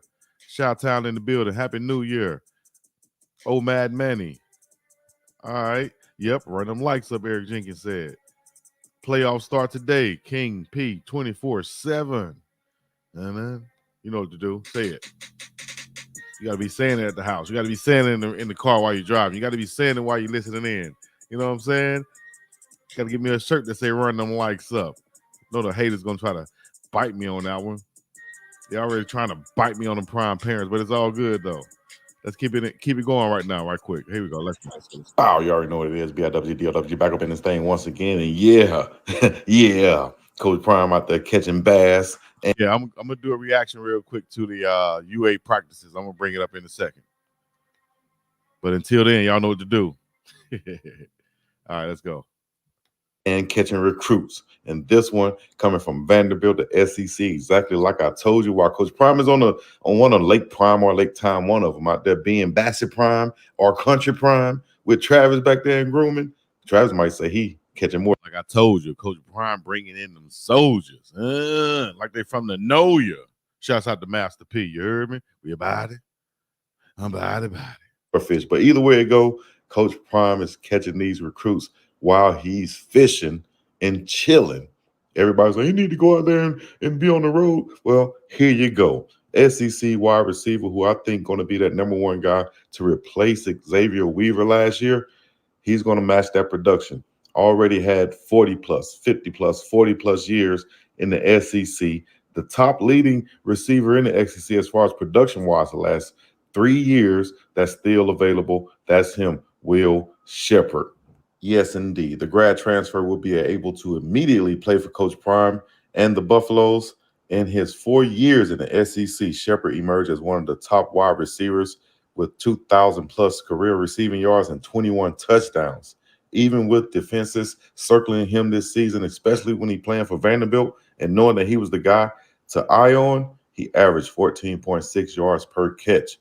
Shepherd is now off to Colorado, where he will likely be one of Shedeur Sanders' top targets. According to On3, I say he will be the guy. The Buffs have, again, used the portal to revamp their roster with Coach Prime bringing in 6 offensive linemen to date. Based off what I know, Coach Prime is not done. This weekend is going to be huge for the defensive line, though, as we might get an official announcement about Coach Warren Sapp also. So stay tuned. You already know what it is, man. The BIW, the Deal Dub checking in, letting you know the news for right now is Will Shepherd, the wide receiver, is now a Colorado Buffalo grad transfer, able to play right now. 6'3", 200 pounds. Considered one of the top 20 wide receivers available in the portal. He was a 3-star recruit coming out of high school, currently ranked as a 4-star. Yes, indeed. I think he's exactly what Coach Prime is looking for. These grad transfers, these grown men who have something to play for and trying to get to the next level. He is a production machine, like I said, in the SEC versus all of that stiff competition, DBs from Georgia, Tennessee, Alabama, Auburn, all these guys, he was productive against, and their defensive coordinators. So let me know what you think about Will Shepherd. You already know what it is. BIWG, DOWG, leave a like, subscribe, comment, all that other good stuff. We're going to be up and about this thing. Peace and melodies. Yeah.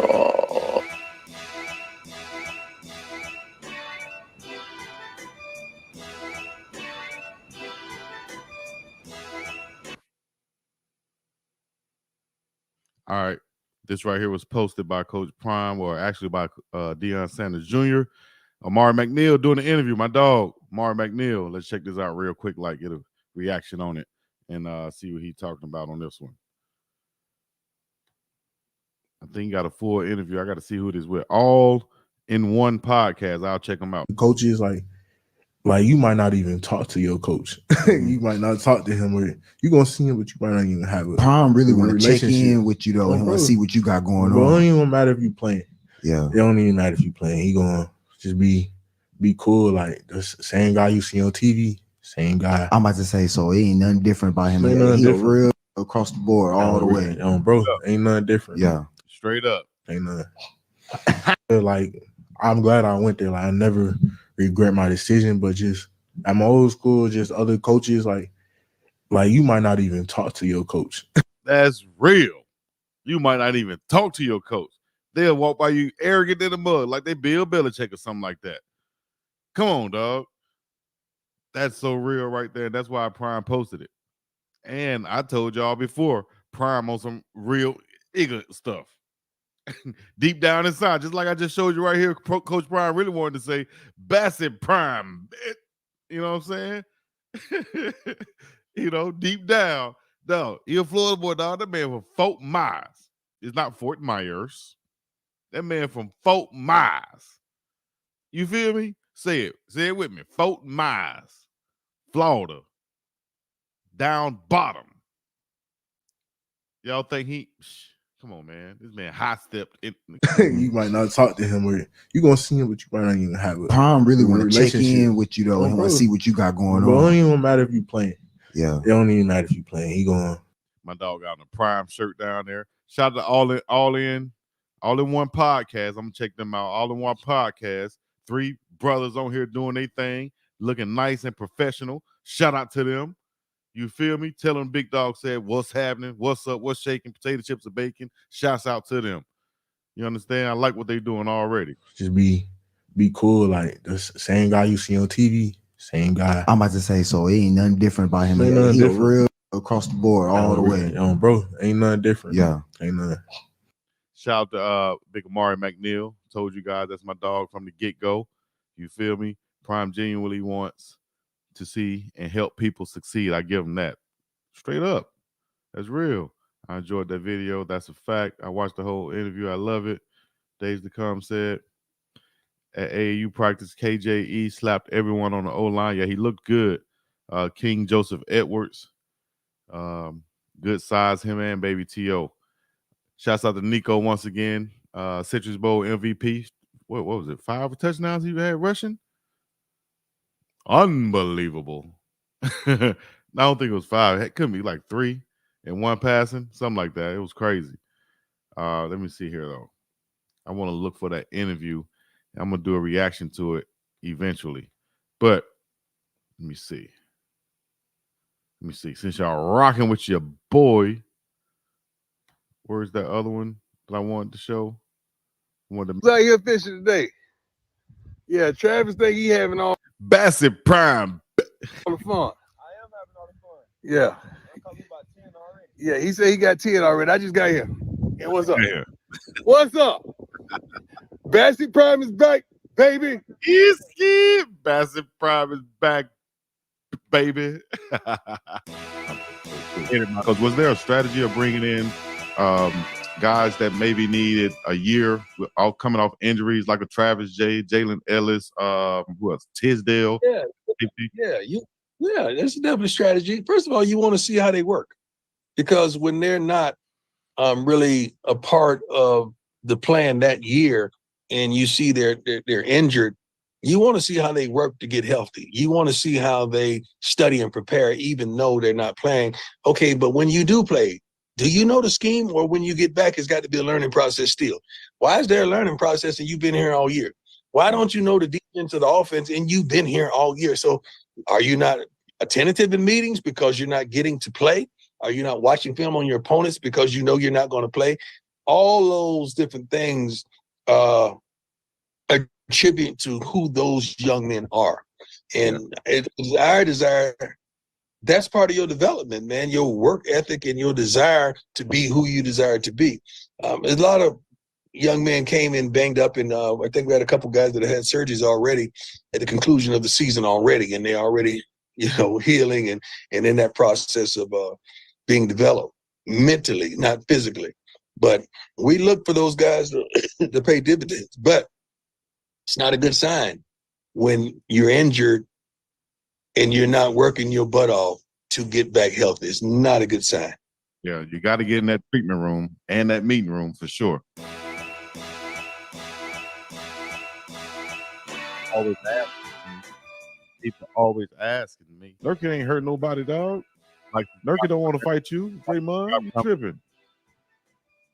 I'll pull this up. See if I can pull up Green, dog. Draymond Green and Nurkic. Come on, dog. You ain't have to do that, Dre. You ain't have to do that Dre song on that man like that. Do they still get paid in the NBA when they get suspended? Blue Devil G.O. now. You just get to go home and chill and burn some and you know what I'm saying? He need management and counseling. I think he just need to go really, really burn one and chill with his wife or something. Or maybe just go chill out with his wife. Go take a trip somewhere, dog. You indefinitely suspended. Go take a trip somewhere. Don't try to be the good guy and I'm gonna stay with my team. I'm gonna stay nearby.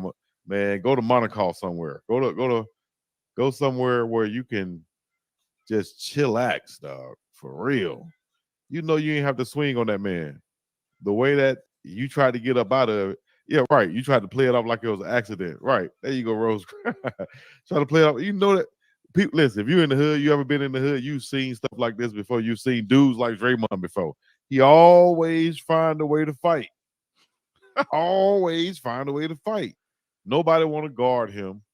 Always playing rough. Always throwing bows. They say he's taking counseling. He has to take counseling. They always do the black man like they put him in counseling. Let him go to counseling and talk to somebody who doesn't come from where he comes from, but they're going to try to say they identify with him. Send him to counseling. But we've all seen him, a guy like him in the hood. Draymond always fighting. Shout out to Kirk Burke that I came up with. Kirk Burke always elbowing somebody, always playing hard, always grabbing the ball, and when he get the rebound, he jumping and kicking. It's always somebody like that. Some people would say that was me in my hood. Some people would say it was my homeboy Jason, who I used to go against. We used to damn near fight every time we played basketball, but you knew those guys. It wasn't a surprise when one of them got into a fight or they elbowed somebody or somebody they was guard ended up being hurt from some type of, elbow or something. As a former basketball player, I was honestly tired of seeing him pretend to play basketball. I know, like, with Nurkic, he said Nurkic was grabbing him, right? Bro, if he was grabbing you so hard, you would have spent the other way. He would have spent the whole other way, right? He spent back the opposite way of the way that Nurkic was touching him, not grabbing him and holding him and making him spin. He spent back the wrong way. And so that's what made it even more unbelievable. Like, dog, you ain't even spin the right way, dog. So, yeah. And then he's, I ain't trying to do it. Man, you bad as hell. Well, you been getting in trouble like this for a long time. And I ain't talking about in the NBA. Look, he grabbed me, but you spent the wrong way. Damn near knocked the man out. Apollo Creed. Goddamn Draymond Green is no joke. You don't want to be around him. So that's why the NBA suspended him now. They're like, listen, dog, we can't even like put ourselves on the line by allowing you to be out there on the floor with other players now. It's putting them in danger.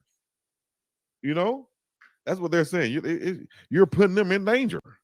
By the way that you play ball and you come out there, you're playing rough and you're knocking people over, you're kicking, you're punching, you're stepping. You're doing all these things, Draymond. You're doing all these things, Draymond. What's wrong with you, man? You need counseling? Do you need counseling? That man don't need no damn counseling. Green in the house!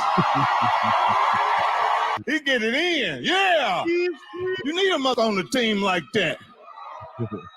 He jump up in everybody's face. I be watching them sycamore muggers. He be sitting on the bench and somebody hit his leg. And the coach will just look at him and go like that. Okay. You'll walk like that. Look at this. Oh.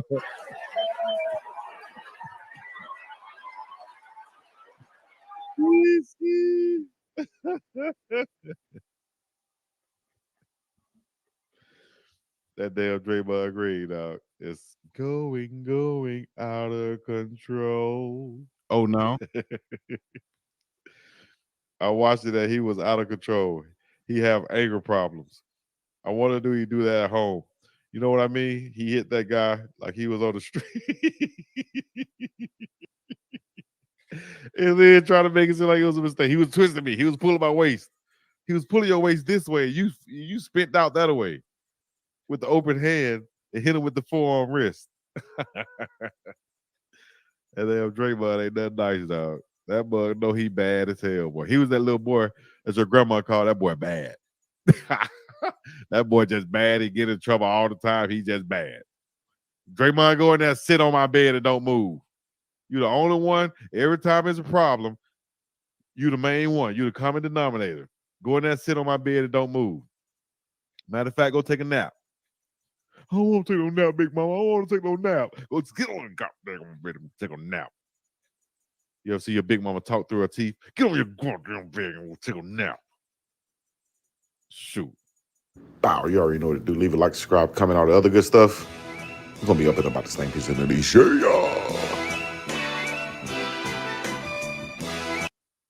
Wow, you already know what it is. We'll be sleeping with the enemy right now. Yeah, no, you ain't sleeping with the enemy. Sorry about that, guys. That was pause. I'm sorry about that, fellas. That white My bad. shit. That white. Just enjoy the Jacksonville view, because y'all don't get this in Cincinnati. Yeah. Beautiful, ain't it? Beautiful, ain't it? Flying on retro air. You even feel different riding in this. Come on, man. Come on.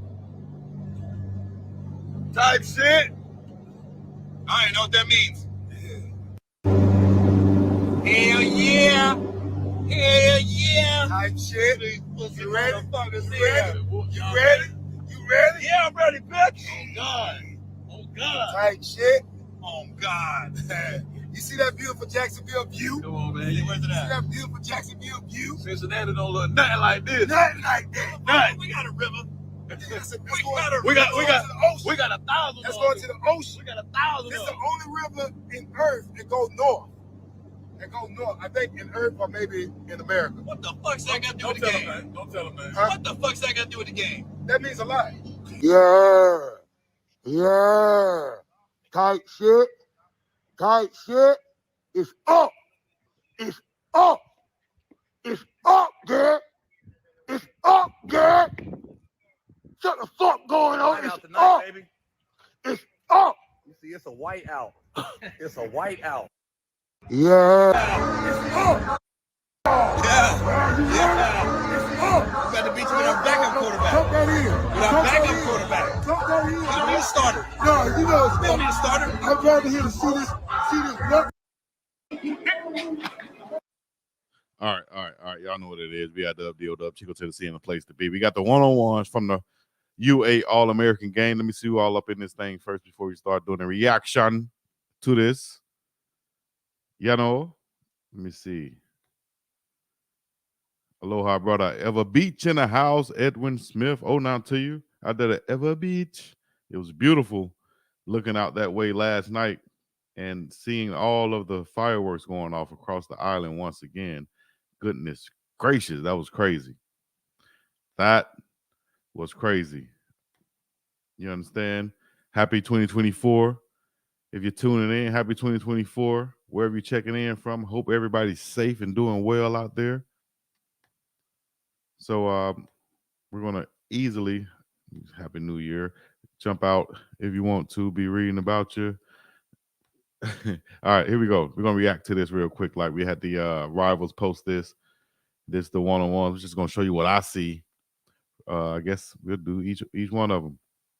All right, Elijah Thurman versus David Stone. Look like Thurman already reaching and leaning right there. Rewind back. I'm gonna go through them pretty quickly though. All right, so we got people checking in. Y'all can hear this. OU have a big time player in David Stone. They did Bro Dirty, the dude that went through the CU hat. Oh yeah, they did him dirty on Twitter. Iski, how you gonna throw the CU hat there and get out here and look trash, at least in these drills? And then they came back bad on Twitter and trashed the man. Like, is that the guy? Or did they even have an offensive tackle on this drill? Who is that guy? So here we go. Let's play it right quick, like though. Thurman reaching a little bit. He's gonna get pulled away right here. You can tell the D tackle already got him. Send him away.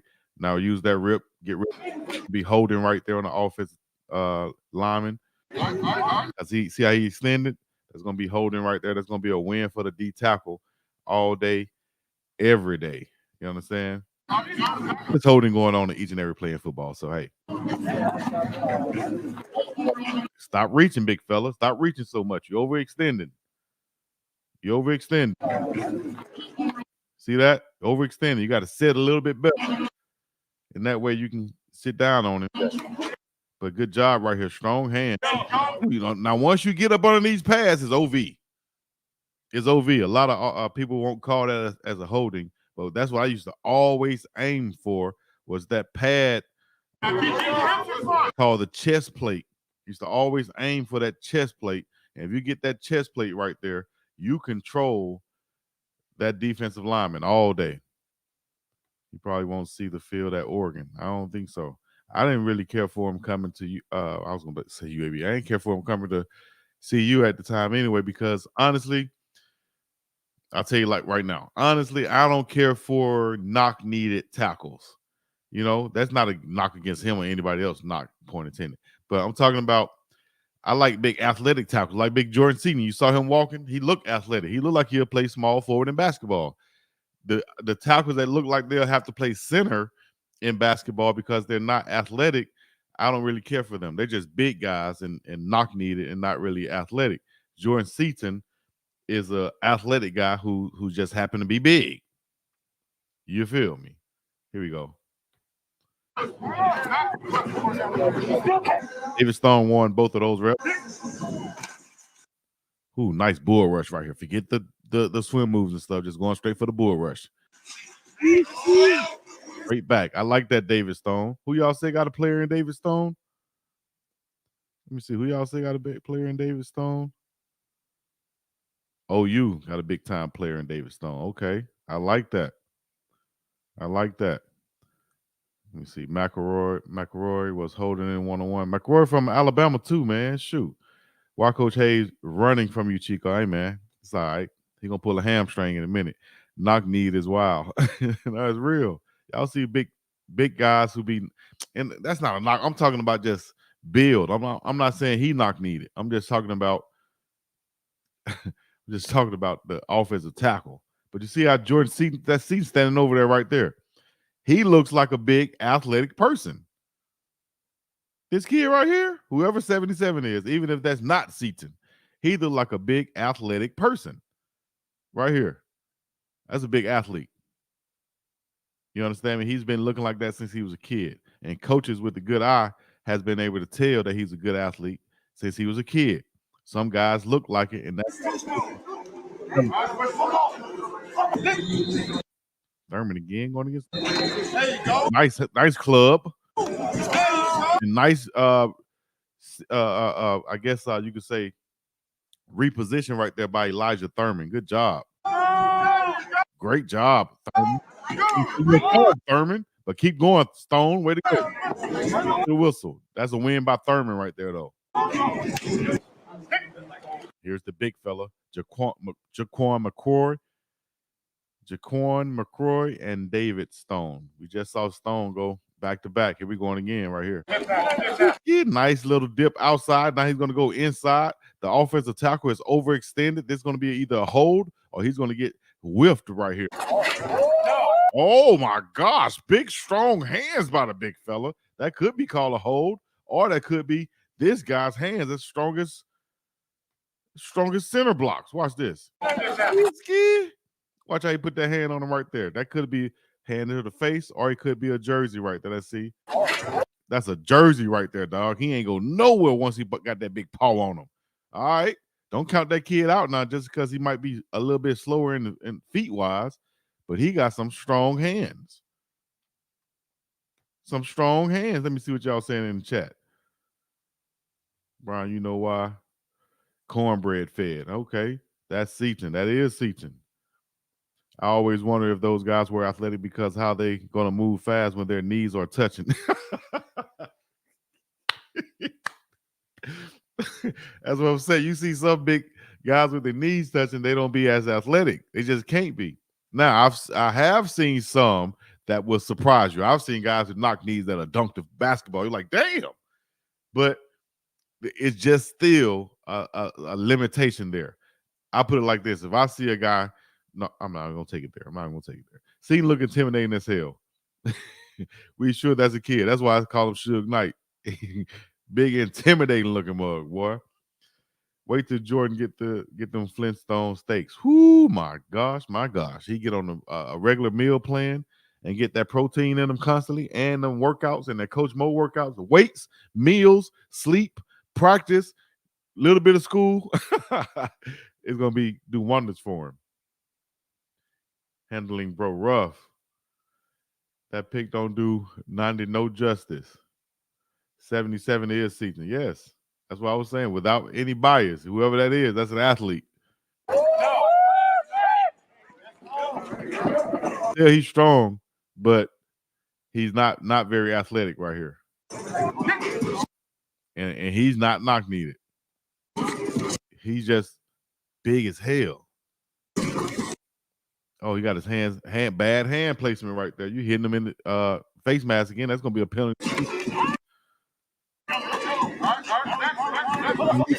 Penalty on you, big fella. Good job, Dave. We go going again. Now he's upset and he's mad now. Trust me, he knocked my helmet off twice. I ain't even finna play no games. I haven't seen this film, guys. I'm just telling you off of what I'm watching right here. And like Ocho say, stay with me now. That Ocho want to put him on that Mickey D's meal. No, dog, not him. Stay with me now. Stay with me. I want to do McDonald's and at least McDonald's once a day, Coach. No, Ocho, we're not doing McDonald's once a day. You know, if he's gonna eat like a kid and eat McDonald's every now and then cool, but he's gonna eat Chef Solomon meals each and every day. The deal, Big Dog. Chico, happy, blessed, and prosperous New Year to you and the chat. One love for sure. Get your Prime 21s now. You understand me? I haven't got my blender shades or anything yet. Shouts out to Glass House Opticals. They said it's going to send something to your boy. And let me see here. Let me shout out these super chats one time. Shout out my dog B Wilk out in Colorado. Happy New Year, Buff Nation, for the $5 super chat for 2024. And D Hall. D Hall, your profile picture get me every time. What that look like? Run them likes up, D Hall. $5 said for $5. I appreciate that. Happy New Year to all y'all out there. Thank you all for your support. Couldn't do it without you. Thank you very much. Seaton gives me Laramie Tunsil vibes. I like Laramie Tunsil, even though they try to say he was a bust leaving Miami going to Houston, but I think he's good. Let's go. Nice job by the big fella right here to get him.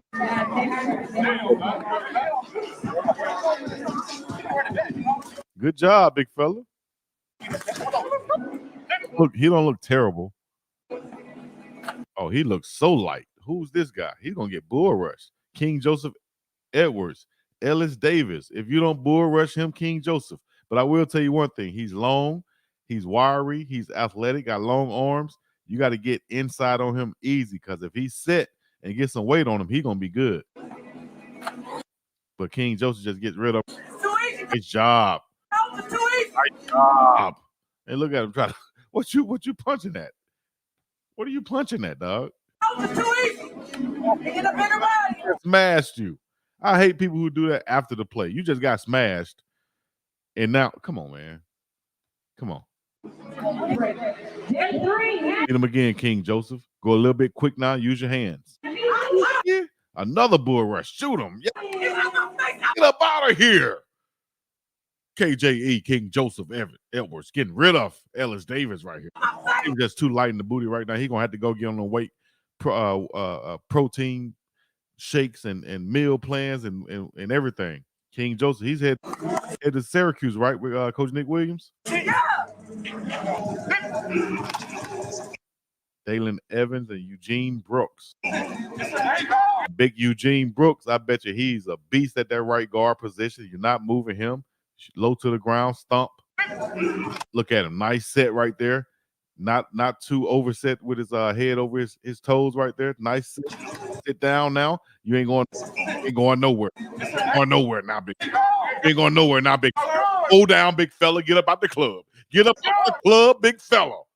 You don't belong up in here. You causing problems. Eugene Brooks. If he don't do anything, he could be a bounce at the club. You feel me? You ain't getting by him. You are not getting by him trying to get in no club. Here's the big fella once again. Yeah, nice center of gravity, low to the ground. Punch it. You recenter, reposition them hands, get them inside. Man, y'all better use a move on these offensive linemen. Use a move. Hey, I don't see no rip right now. You should be ripping through Dalen Evans. Rip through Dalen. Oh my, that's called block locking right there. Block locking on the block. Block. And I ain't talking about pop blocking. he chest bumping. He pillow fighting. He brother-in-lawing. He doing all those things right there instead of trying to get up off the block. Shout out to you, dog. You'll say the same thing about yourself on there. I'm just evaluating the film. Stop titty bumping, man. Get up off the block. Use your hand. You ain't using no move right here. Rip through. Brother-in-law, dog. You stuck on the block. What y'all call that? Say that's called grits. Bro, look strong. Robert, Coach Prime, big salute, Big Dog Chico and Barbershop, Big Frank, DR, Newkirk. Oh, now. September 14, 2024 is personal. Colorado State University. We coming. Jaquan listed at over 350 and 6'8". Yes, and he got big, strong hands too. Chico, where were you when you got the idea for Prime Parents? I absolutely love it. Caesar, they said. Oh, nice. I would have to think about that. Where was I? Good question. I would have to think about that. Robert, Coach Prime for the 2 to the 4 year herd, man. Stalemate. That ain't no stalemate. That's a win for the offensive lineman. Defensive lineman gonna get chewed out in the film room. What? You sitting there stuck on the block. You got to be a block bully. like Pop said. Chidozie Wanquo's dad said, you got to be a block bully, dog. That's where it comes from. You got to bully those blocks. No club, no swim, no rip. They need moves. Exactly, days to come. Shoot. He ain't come with Nathan right here. Just chest bump. Come on, once again, let's see if he come with something now. You got to show some type of move. See? He ain't doing no move. Come on, man. What? You finna just press by this guy? You get Nathaniel. Yeah, that's what he looking for. Just gonna try to Oklahoma drill him. It ain't gonna happen, dog. He punking it, man. Get up out of here. You don't belong in the club. You ain't. Come on, man. Now watch. I bet you Ernest Willer come with something way different. I haven't seen this film. This is our reaction. Let's go. Nice hands, but Eugene Brooks has strong hands right there. Good job. Oh my goodness gracious. Inside like that? That's what you want. That's my pleasure. I'm telling you, son. You grab a filthy defensive lineman and you grab him and you like this right here. Your defensive lineman. Oh, and you ram your foot right up his bam, bam, bam, bam, bam. That's my pleasure. How about the club? You don't belong up in here. Ski. Quan McCoy, Williams, Veneri, Here we go. Nice explosion right there by Williams. He's going to win this rep right here, I can tell you right now. Or if Big McCoy can recover and get them hands gripped on that chest plate, it might be something. But right now, the extension from Williams is beautiful right here. And he's on his heels now. McCoy is. Let me know what y'all thinking in the chat. You grab a dag. Biscuits and eggs versus fruit salad. He said a classic bar with, I'm a Hall of Fame realist. Then follow it by saying Hall of Fame parent. Much respect. Can't wait for Prime Parents Roundtable Series. I appreciate that. Radio Pastor now. Y'all be listening. I appreciate it. Coach Kev Lai said great separation. Exactly. Great extension right there. How do the knee braces help the linemen? Keep them from a lot of different things. Getting them legs rolled up on, because they have a lot of plays that come behind them. Keep them all that weight, keep it from getting hyperextended as much. Just good for them to wear those braces. Let's continue this right quick. Look at that extension. Now he's just driving them back. Got him on skates.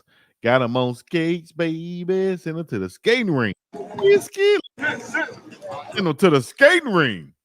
That boy backpedaling like he Coach Prime.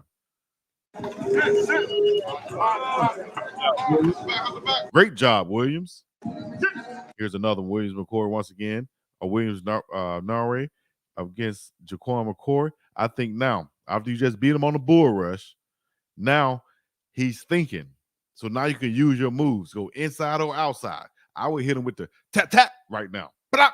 Hit him with the ba-dop and get on by him. Hit him with 1-2 punch. Back up. See, he's trying to come with it. You got to be a little bit quicker, though. He's scared. Tried to hit him with the swim move and open that chest up, and the big fella just punched right through him. That should be a pancake. Let's see what happens. Told you. He's scared. Come on, man. You can't expose your chest like that. Huh? You can't expose your chest like that. How you do that? Now you got 350 all up on top of you, big dog. Come on, big dog. Come on, get up off me. Get up off me. He needs some milk. I put it in slow motion and called it. No, I did not see this before. I don't know what's going to happen, but I can frame by frame. Thought process. And like I told you, he was thinking. I just beat him on the bull rush. He's sitting on that, waiting on it now. And he mad. He a big fella. I got to hit him with the 1-2, but I got to get by him quick. He sat here and played with him. Watch this. With him. No, you being too cute. You better go with it and hit them hands because he looking to mash. Ooh, you exposed that chest on that swim move. Now you getting put on a highlight tape. Oh, my gosh. Hey, come on now. Show the whole story. Don't just show 1 or 2 plays and try to say that man got clowned now. Oh, my gosh. Damn. Extra syrup on that pancake. Diggity damn. And trust me, this is how they do it in the film room, guys. All this stuff derived from the film room. Trust me. This is my favorite part of practice. Going in the film room, in a dark room with the other teammates in there, and it'd be just your position group and the position coach. And depending on the character of your position coach, that room can either be laughter, it could be all serious, it could be teaching moments, it can be embarrassing moments, it could be I'm gonna call you out moment, whatever, depending on your coach, Look at that hole right there. What are you doing, Ryan? Ryan Howerton versus Zena Emiozulu. Goodness gracious. That's a holding right. Look at the hand and placement around the neck. Come on, man. Nice rip move right here by Zena. That'll be a win for the defense. Nice dip outside right there. Trying to go inside now. Oh, nice. He ripped it. See how he got rid of those hands? And look at big fella feet not coming with him. He lost already. Got to get a better set with them feet. Boom. That left foot hopped inside too much. He's reaching with that left arm overextended. That's going to get slapped down. Nothing doing. Y'all saw that slap? Great job by Zena. Beautiful. That all day. He said, "Stop playing with me, dog." Stop playing with me. Come on. That's your sweet. All right, here we go. Big Jordan Seaton versus Booker Pickett. Jordan Seaton versus Booker Pickett. What y'all think gonna happen right here? Let me know in the chats what y'all thinking right now. Say he's slow. Thank Coach Kev. Happy New Year. And don't come back ever, radio pastor. Say what y'all talk about. Baby girl said I'm crying. And he mad. When y'all talk about my comments. He's big LT. Extra syrup, days to come. Pancake. That was a real pancake. You understand me? Real pancake. With some bacon on the side. Here we go. Big Jordan Seaton right here. Got to get a better kickback, though. I did see he does set aggressively. The left foot. But hands are ready. Arms, everything look nice. Just got to get a better kickback right there. I think that's going to come with better coaching. Here we go. Kicking back. Nice outside move. A little bit off balance right here now because of that outside move. So he's on his heel, which make him going to be subject to getting bull rushed right there if Booker can see it. Boom, that kickback. Get back, get back. Get a little big square, upfield square. See how he's on that heel right there? I don't know if y'all can see his heel. Y'all see his heel? He's on his heel right now. That's going to be, he can get bull rushed right here. Jordan will prove he's a 5-star. Watch 77 hands. Hands are ready to go all time. Let me see. See what happens on this play. Ooh, nice little spin move. He should have bull rushed him because he was on his heel. Nice spin, but that's not going to get you anywhere if Jordan can now sit down. Ooh, got the hand on him right there, though. Good job by Booker Pickett. Have to be a win on the defensive side. If Jordan can sit faster, and get set,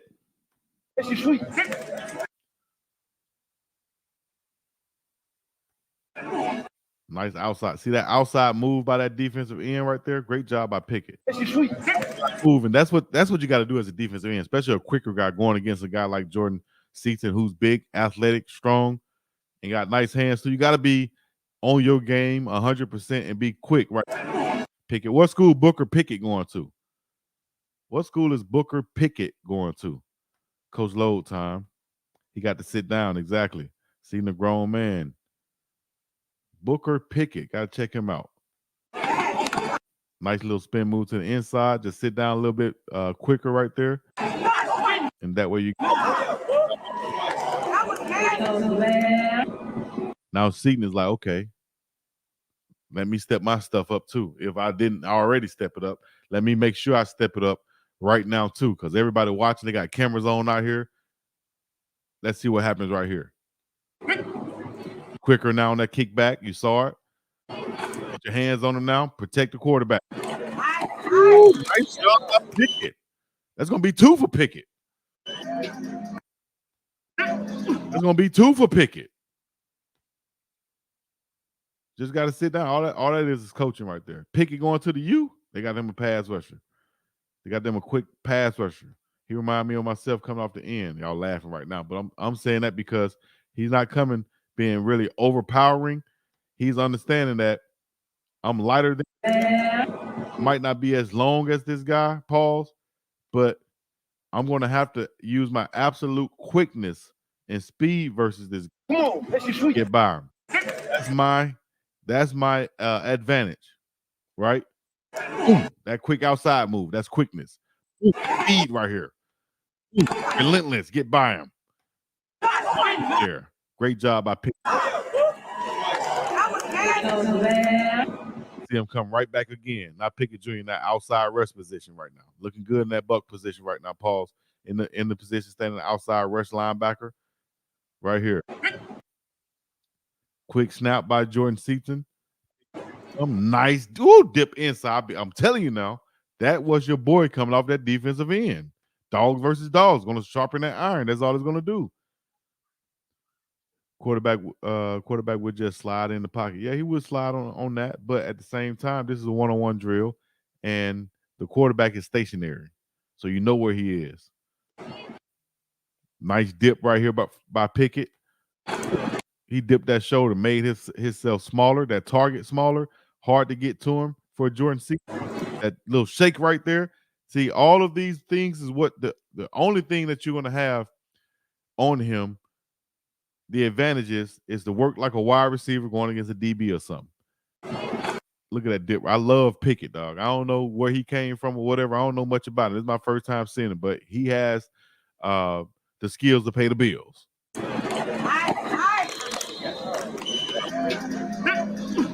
Daniel Ankin-Kunmi versus Dalen Evans again. This is Dalen Evans. I think this is the guy that didn't come with any moves. Let's see what happens now. I had to come with a little move right there. Here's a little close. Into the quarterback. Good job. Once again. Bull rushing now. Good job, Daniel. I think Daniel is from is he from the from London? The NFL Academy. Come on, Evans. Come on, Evans. You gotta get some moves on you, Evans. Gotta get some moves on you. See, he gotta get his hands inside, right? He just gotta get a little bit of technique. Get a little bit of technique on him on this side. He'll be good to go. Come on, Evans. Daniel Cruz just sat down on him. Evans, he's going more than anybody. Here comes some moves.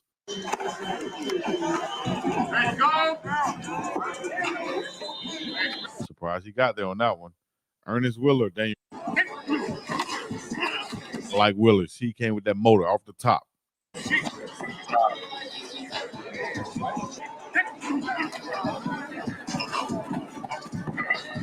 All day, every day. We'll take that. Sit that butt down, widen his base. Pickett committed to Miami. Coach them need to be hollering at him right now. Miami got a good one. Damn. Yeah, he need to be hollering at him right now. Especially after seeing these films.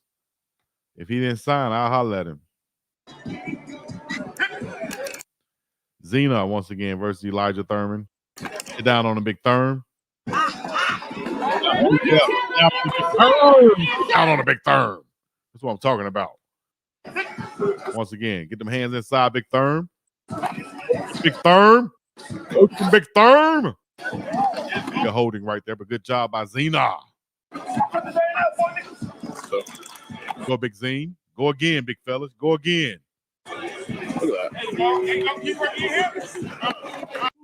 Okay, now that's going to be a holding, but good job. Good job, Thurman. Ooh, let him go again. Y'all act like y'all want to fight. Go again then. But Thurman, you come out. Go against Seaton. Zena, here we go.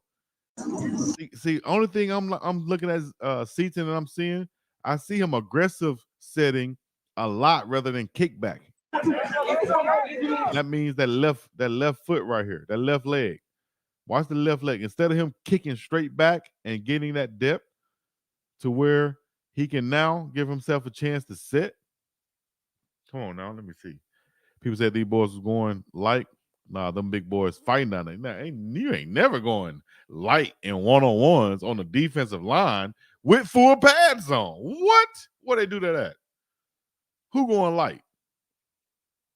Yeah. Nobody. What time the game come on? Colorado State, Hawaii playing? Is this? Oh, this is probably a replay. Let me see. What time the game come on? Alabama versus who they playing? Michigan? Gonna beat the brakes off Michigan. What? Why my guy Barman went to Michigan from Maryland, the linebacker? Dang, he should have went to Colorado, dog. He's a good player. What time the game come on, dog? Anybody but Michigan for me. Nobody going to no damn Michigan. Let's go, Bama. Roll, Tide, roll.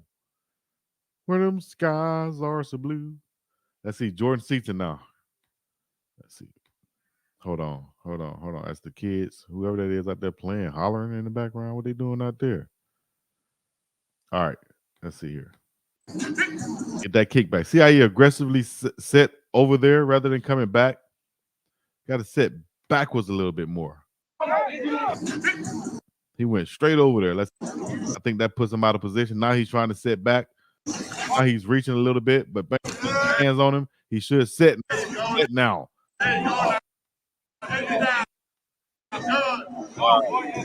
Ready to sit there and protect that. Go again. Zena. Nice speed rush right here by Zena. Jordan's going to pick that up, though. On arms, Jordan, that could be a little bit of a hole right there. Booker Pickett once again. Michael Uini. Pickett ain't nothing to play with. Pass rushing out that thing. Ooh, that inside move right there. That inside move. Jordan Seaton gonna be fine. I see the strength. I see the length. I see the dogness. I just need to see that what's called a little bit of skills and technique refinement right there. It starts with that kickback. Once he get that kickback from the snap, he'll be in better position. Instead of trying to overset right here and aggressively set like it's a 3-step drop, and then he tried to backpedal right here. So what are you going to do? Backpedal or drop set or get into an aggressive set? Not both of them, though. That's what I think is putting him out of position just a little bit, but I think he's going to be overall going to be super fine. You know what I mean? Coach Willie Simmons, FSU going to Duke. Yep. Congratulations to him in some cases. The athletic director that just came to FAMU, unfortunate for her, but it happens like that. It bees like that sometimes. I might as well come straight to you. Ain't no need for me lying. These young men going to get better on the offseason. Yep.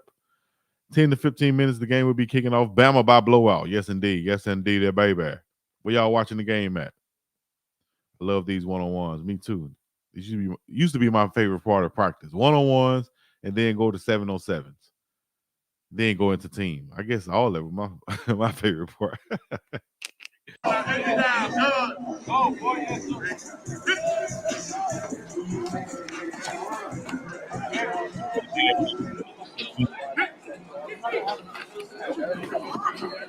Good job by Booker. Once again, getting by there.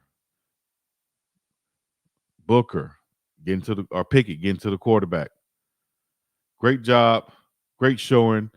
I appreciate it. More to come. Let me know what y'all think. Let's go back and look at the pancake one time though by the big fella. Look at the big fella. Y'all talk about y'all try to clown the big fella, man. Big fella said he ain't playing no games. He ain't out here to play no games with y'all, man. Fed. What? Play games? Who? King Joseph Edwards did his thing too. What a big fella at? How far back was it? That Williams right there. Williams, okay. Williams on the bull rush, okay. Easy. Tried to come back with something different. And didn't do it fast enough. Oh, you got to be quicker than that. Here we go. And then he slapped his hands off. Like, get up off me, dog. Get up off me. That's what made the big. You don't make no big fella mad and then come in and try to do something and let him get his hands on you. You don't make no big fella mad and then let them get their hands on you. You understand me? $2 super chat came through from Dina Ray. Anybody but Michigan for me. I knew I liked Chico. HY, Happy New Year. For Shiggity, Dina Ray. All day and all night, baby. Anybody but Michigan. Down goes Bama. What? Speed rusher going give JS and Mac Foster and Lee Mac Frazier. All right, hold on. Let me go right back to it one time. Then he came off late. First of all, exceptional explosion right there. All right. Now the big fella's on his game now. He still don't have a kickback either. He's very stiff down. Get a better kickback. See that foot right there barely coming off the ground. A super fast rusher, he'll have problems. But anybody trying to beat him to the inside where he can stand off that foot and you expose your chest like that, them ribs, Yeah, now that's a body blow, Coach Hayes. That's a body blow. That's a body blow for real right there.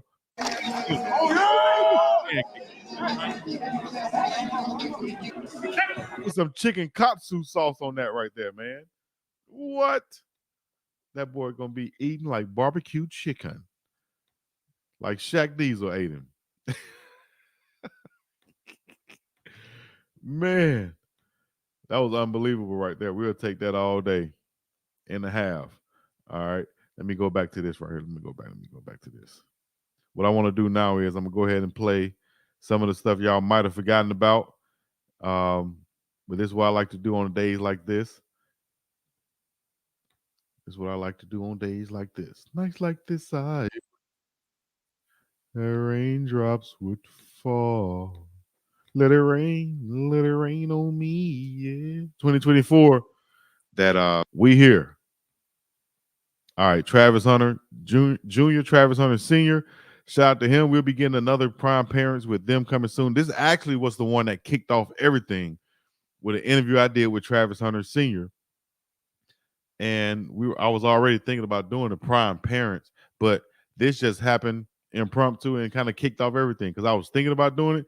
And then me and my dog linked up and I was like, oh, this goes right into the Prime Parents. Dog, you a parent, you know? Why am I thinking of you just like a bro? You a parent too. So more to come. Stay tuned. They're getting ready to go through with Oregon, USC, and then at Arizona State. I'm sure he was really looking forward to those games, especially USC games. I'm sure it doesn't really matter to him who's going to be there, but I just saw a list saying you got everybody from Snoop Dogg to Jay-Z to Beyonce to DJ Khaled to whoever going to be at the game. I'm sure he wanted to be there and put on. I'm sure half of those people came to the game to see Travis Hunter, not just on the sideline though. So I'm sure he's going to be, in a situation where he's looking to get back really soon and be better than ever, because you can't even keep him off the field, let alone keeping him out of a game. Yeah, you can't keep him off the field. But he got the right coach, so he got the right he coach. ain't gonna be on that field. He ain't gonna be on the field. He gonna be well rested. He gonna be ready to go when Coach Prime put him back out there. Right. How did you think about his time, or what did you think about his time at Jackson State with Coach Prime? Oh, I love the time. I was there with him like every day. I love the time. Yeah. Like, Coach Prime really built like a real, like a gentleman. Like he's a real man. Like he's a gentleman. He's a gentleman first before anything. But he loved Coach Prime. Like I'm probably be the brother now, Coach Prime the daddy. Like that's how it is, right? Like that's how it is. But he loved Coach Prime. Like Coach Prime showed him like more than I probably ever shown. Like right. He made him an amazing young guy. Like he loved everything Coach Prime got going on with him. Like he loved. Growing up, Coach Prime can't steer him in the wrong way at all. Growing up, talk about your athletic background and if any, I don't know, talk about your athletic background and then your influence on knowing Coach Prime before all of this came about. Oh, I grew up playing football, same position he played, but I was fast. I was way faster than I ran track. Wow. So it comes from like that. And him, like, I could say he better than me. Like, I'm going to be the one that said, like, I'm always tell everybody, yeah, he better than me, but he had to look up to me to get better than me. He just a tad bit slower. But other than that, yeah, I played football. I started and went to college. I went to Dodge and switched over. I had to go to Kansas Independent, but I wasn't feeling I wanted to be around like my kids. I had a second child at the same time I was going to school. So I didn't want to be away from my kids. I'd rather raise them and go off to try to do other things and miss time with them and make money, because money ain't gonna like build a relationship what I got with him now. So it really don't matter to me. He doing what he gotta do now and he doing it for himself. So exactly. It's way better for him now than what it would have been if I would have went and did what I had to do and missed all the time with him. So right. I'm happy. I'm happy for him. I'm always pushing him. I know what he need to do and I know where he want to go. So I'm here to push him where he want to go. Nice. Talk about his love for bass fishing. Does that come from you, or where did that come from? Yeah, it come from it come from my side of the family, but his mom, his grandma on the other side, she always took him fishing too. But I got a cousin. He grew up with his son, like they around the same age. They played football together.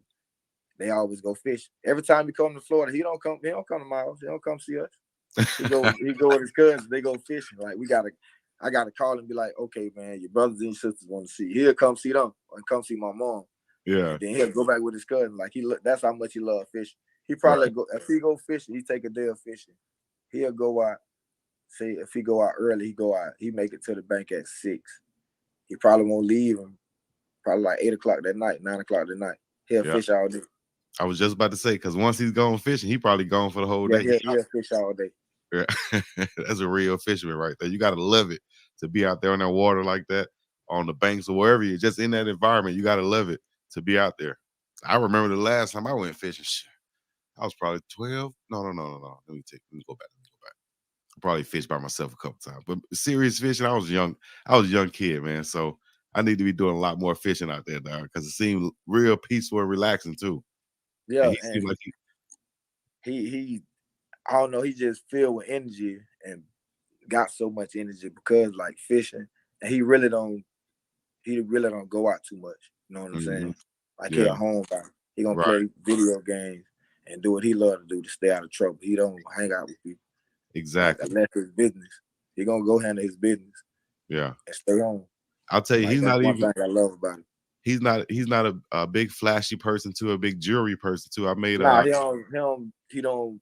I'm surprised he buys certain things. He don't really buy the stuff that he get. He don't. You see him probably gonna see him wear it one time and that's it. Nah, he not a jewelry guy. Yeah. At all. Like he ain't a flashy guy.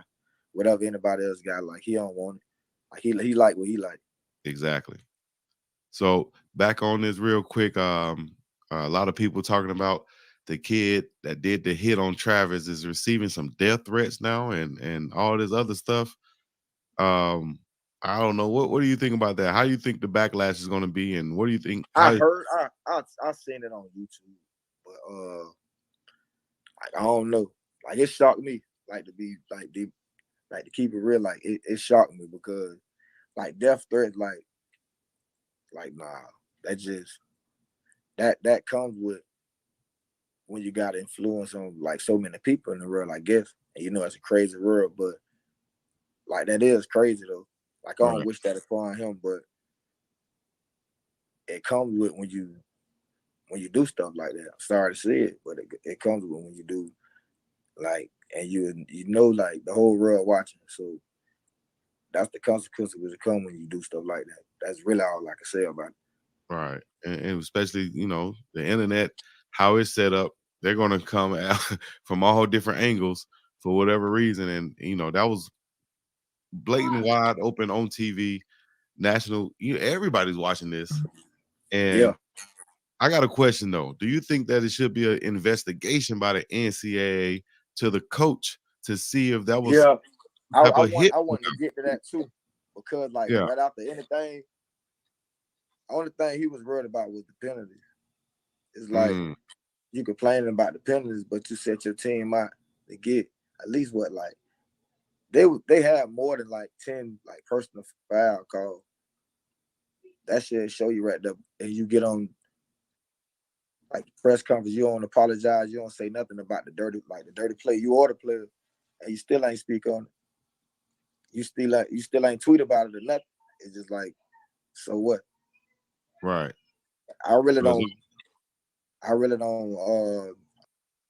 To play for Coach Prime, he said Coach Prime is like the father. Sure, I'm damn near like the brother. He want him to learn everything from Coach Prime. He know Travis will learn everything from Coach Prime, and ever since he was little, Travis, he's been knowing of Coach Prime because the father has been a 49ers fan, and of course, a Coach Prime fan for the longest. So, man, this has been an exclusive deal, something that we do here and there, and we was able to get Coach or Big Trav to come on and set his opinions straight and what he felt about the situation after Travis Hunter was hit, and how he feels Travis Hunter is going to be bouncing back from this injury. lacerated liver is what he suffered from. He should be out for a minimum of 3 weeks, they're saying. That should be the Oklahoma or that should be the Oregon came for. Bro, Zach is burning us. We can't afford Breed Love in at all. Oh man. He didn't care about winning. He wanted to end careers, right? Mad Dog 2020. Run them likes up. Now is the time. Hit the hearts and all the other good stuff. Share this with the kinfolk. Let everybody know what time it is. BIWDOW. I'm out the same PJ Middle.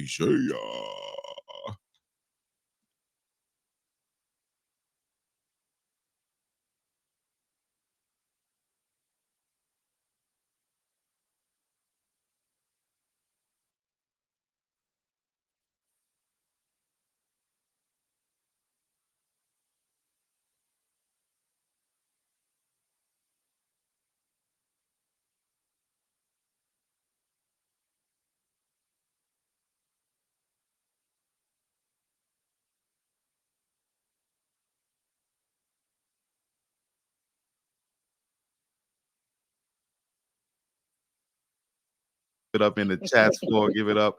Leave a comment. Let her know.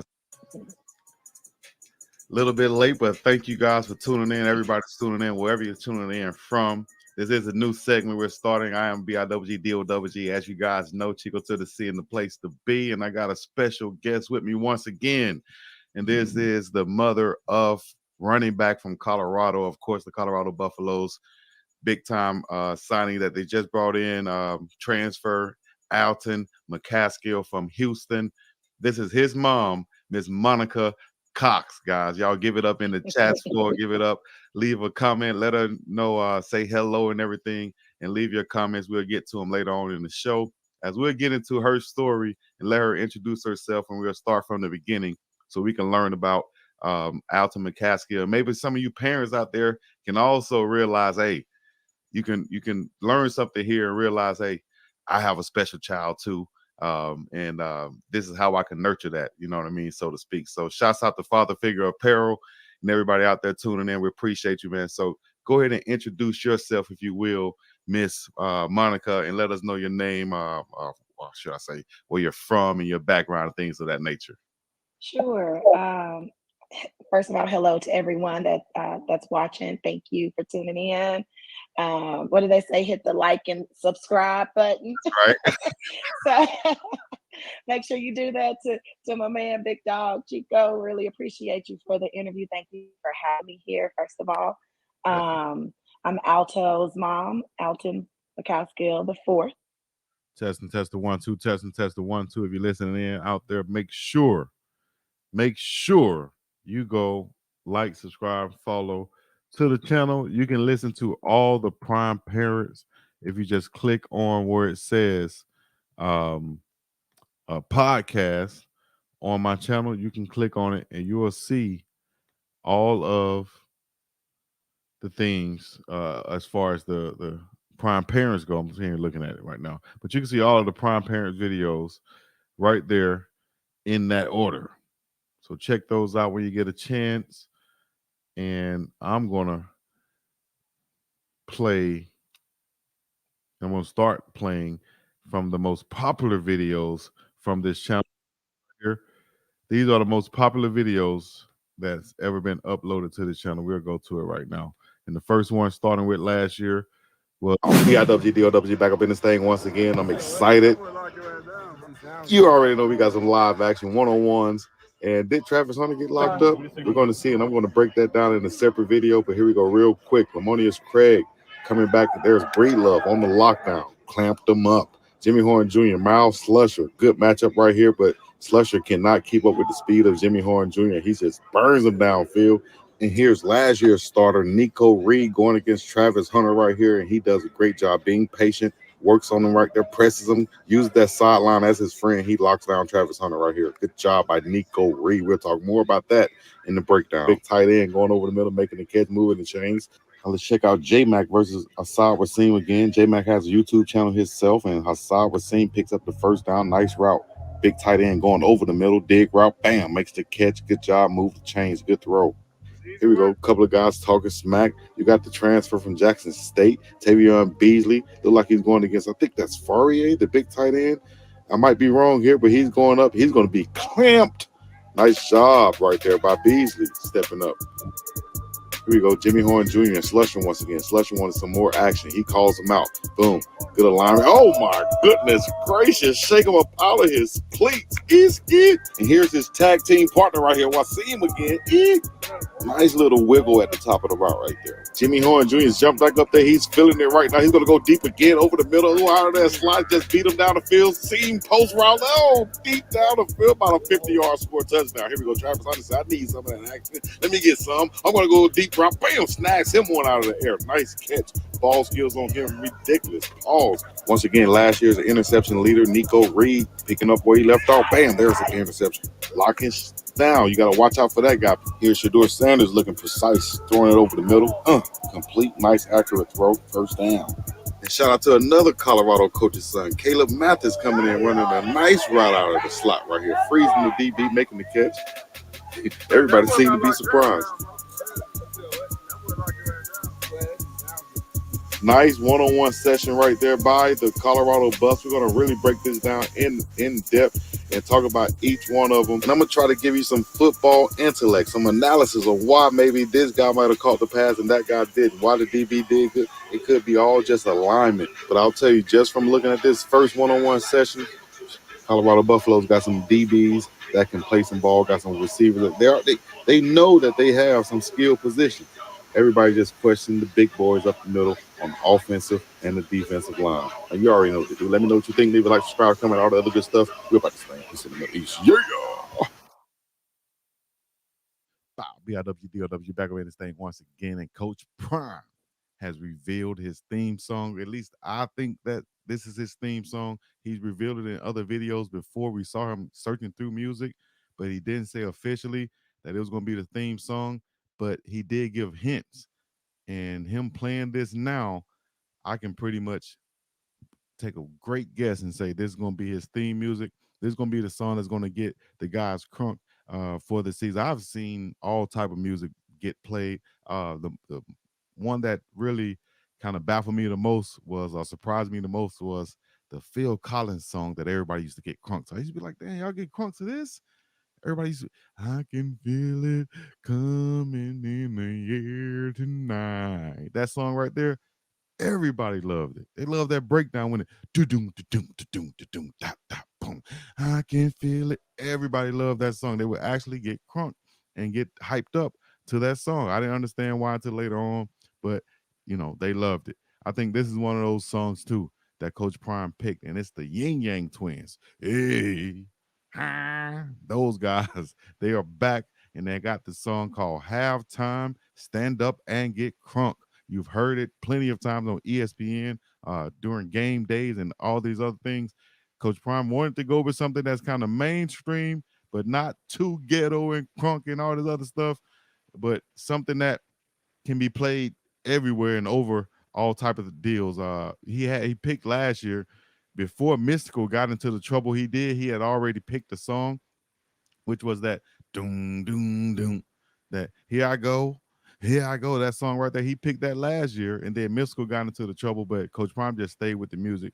But he don't want that negative press to come along with it, that, you know, he picked a song that the artist is going through this, going through that. Hopefully Yin Yang Twins stay out of trouble. Hopefully they can come and perform this song and have the guys run out to it or something like that. Other than that, the song is, should I say, the Yin Yang Twins, Stand Up and Get Crunk. And you've heard it. Doom, doom, doom, doom, doom, doom, doom. Here we come to get you. That's Prime saying it right there. Here we come to get you. Doom, doom, doom, doom. Stand up and get crunk. Yeah, if you want to listen to it, go search that Yin Yang Twins, Stand Up and Get Crunk, or Yin Yang Twins Halftime, and you'll hear the song that Coach Prime and them were playing. Or you go to their Instagram page at CU Buffs Football, or actually Deion Sanders, this is his page, and go to his page. You'll hear the song that they're playing. Yeah, that song right there. Do do do do do. Oh, stand up and get crunk. Doom, doom. So hopefully that'll be ample enough to get the guys crunk to go out there. You look good, you feel good, you play good, they will pay good. That's what's on the door before they go out. That's the last thing they'll see before they go out to the field. This is the thing that they'll hear when they go out to the field. Shout out to Rafi running out that thing. That's going to be amazing to see. I wonder would they have Rafi there for the spring game. Is it going to be sold out? So you're not going to want to have those fans there for a sellout game and not be able to see Rafi run out. Why not? Let's see Rafi run out, keep the tradition going, and something new that hasn't been seen before, a sellout at Colorado with Coach Prime, and everybody need to be standing up and getting crunk. Hey. Shout out to the Yang Twin. We're about the same. Peace and Middle East. Let me know what you think. You already know what it is, man. BiggDoggChico. Yeah. See you. Well, for Deion, I mean, you have to look at it as great for Jackson State, but it's also great for historical black institutions. To know that there are players out there that have their own mind and go where they want to go and are good enough to go wherever. Right. And I applaud Deion for being able to recruit Hunter and getting him out of school. What do you think? I'm sure Deion got something up his head. He got another kid here. He got a kid here by the name of Devin Coleman. Right. He's on this team too. He's going to Jackson. So it's all about recruiting, man. And it's about time that these kids make up their mind to go where they want to go and realize that whatever you do, wherever you go, you can get to the next level. And last thing I think I read where you said, shoot, if you had a chance now, you might, if you was coming out now, you might go to Jackson State. Now, if you listen to Deion, man, listen to one of his talks, it's hard for me not to be convinced if I was coming out of school right now. Deion came to my house. All right, I appreciate it. This might not be the biggest splash everybody was looking for, but the Colorado Buffaloes are making a move with their recruitment, and they're all together as a coaching staff celebrating their signings as they're coming in. He plays bigger than what he's listed as. He could make plays all over the field. He adds a lot of value in the return game as well. Super productive player. I mean, he was the number 2 wide receiver in Florida. He's a proven winner from a great program. Won a state title last year. Had over 1,400 yards receiving and 20 touchdowns. So he's going to be a really productive buff for us. That was Coach Brett Bartoloni talking about Asim Wasi, the wide receiver sign. Now we have Coach A. Hart, the linebackers coach, talking about Levante Bentley. Buff Nations, we got Levante Bentley, baby. 6'1" dog coming in here. All ACC coming to the Pac-12, dog. We're going to make it rain over here, then. And all winners, all day. Buff Nation, let's go. As you can see, that's a huge coaching staff, and I'm sure they have a lot of reach, and it's evident with this guy right here from across seas, Kofi Taylor Barracks from London, and we will hear more about him coming soon. Shout out to Taj Alston, defensive end from West Virginia. This guy here is a beast, recruited by Coach Nick Williams, the defensive line coach who came over from Texas A&M. Let's do it.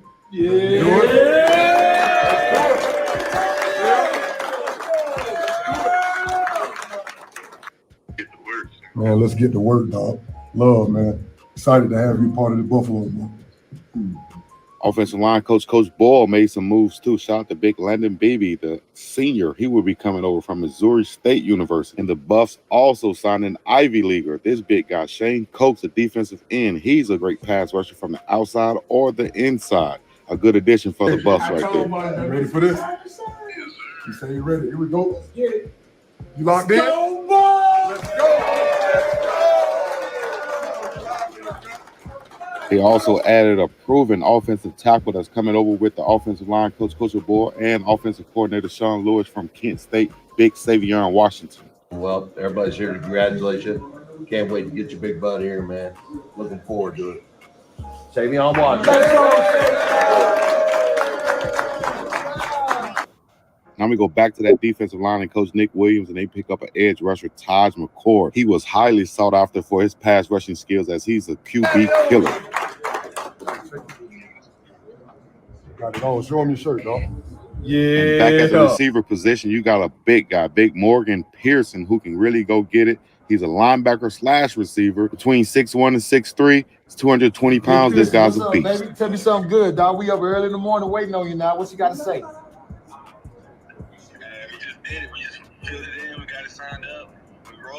Let's go, Buffs, baby.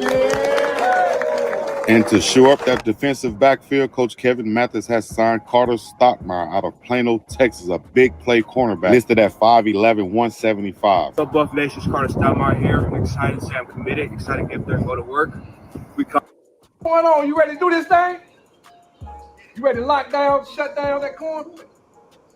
That's what I'm talking about. Let them know, man. Let everybody know Carter Stockmeyer. And then probably the most sought-after player on this list, Jacob Page from Tennessee. This guy here is a big-time baller, 6'2.5", 180, and he can go get it. Congratulations, bro. Hey, excited to have you, man. And no more Mr. Nice Guy. All right, you're all mine now. Let's get to work. All right, bro. Congrats. And of course, they had to improve that offensive line. They go get a veteran, Big Hank Zelinskas, who's Coach O'Boyle is excited about. In Buff Nation, hey, huge sign from Colorado. Hank Zelinskas from Cherry Creek, state champion, 3 times over. Man, can't wait to get him here. Big get for the Buffs. Got a new bull wandering into the pasture. Can't wait to get him up here. So get after it. Go Buffs. And then you have probably the most exciting player, highly recruited guy, Dylan Edwards, the running back out of Kansas, and he is a Colorado Buff. Let's go win the Pac-12, both fast style now. Dylan Edwards, everybody. Yeah. And here's a guy, Victory Johnson. You can check out his highlights on my page. He's going to be a great addition for Coach Hart linebacker group, sideline to sideline linebacker out of San Diego, California. Tell me what I need to hear. You said you're a Buff, baby. And it's penciled in that Shador will be the starting quarterback, but you still need some other guys to throw the ball to. And here's one, Ryan Staub, the pro-style quarterback, 3-star from West Ranch. Fired up. Let's go. Yeah, I can't wait. Absolutely, man. We can't wait to get you out here, too. Be able to play fast, light up the scoreboard, set the Pac-12 on fire, okay? Now we go to Snow College to get us a Buffalo who's known for producing great offensive linemen. Here it is, Isaiah Yada from Snow College, San Diego, California. Hi, man. You're a Buff. Let's go, man. Yeah.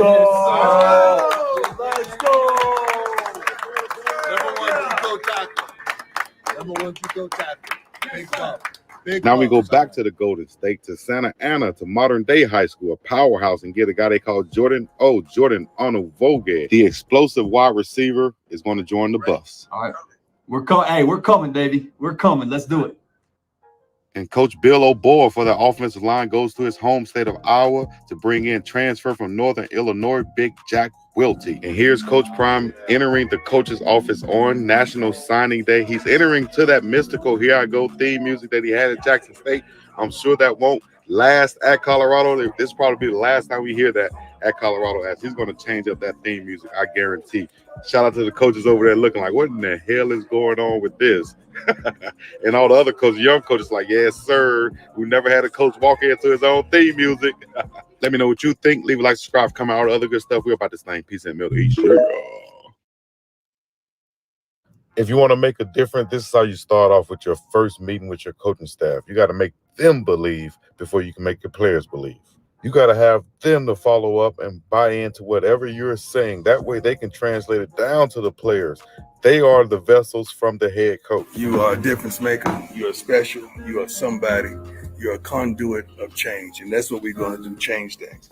This is your head coach instilling confidence in you in the first meeting, let you know what we're going to do. We're going to instill change. All of you have been there before. Everywhere you've been, you've instilled change some way, somehow, some way, shape, or form. That's why you have been handpicked to come here with me to bring about change to a program that went 1-11 last year and hasn't been relevant and who knows when, but who cares about that now? Is about the future. And what we're going to bring is change.